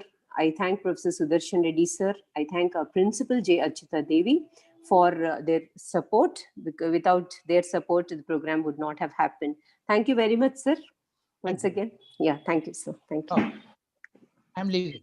Yeah, thank you, sir. I thank all the Thank you, sir. participants. Thank you. Sir, Thank you, sir.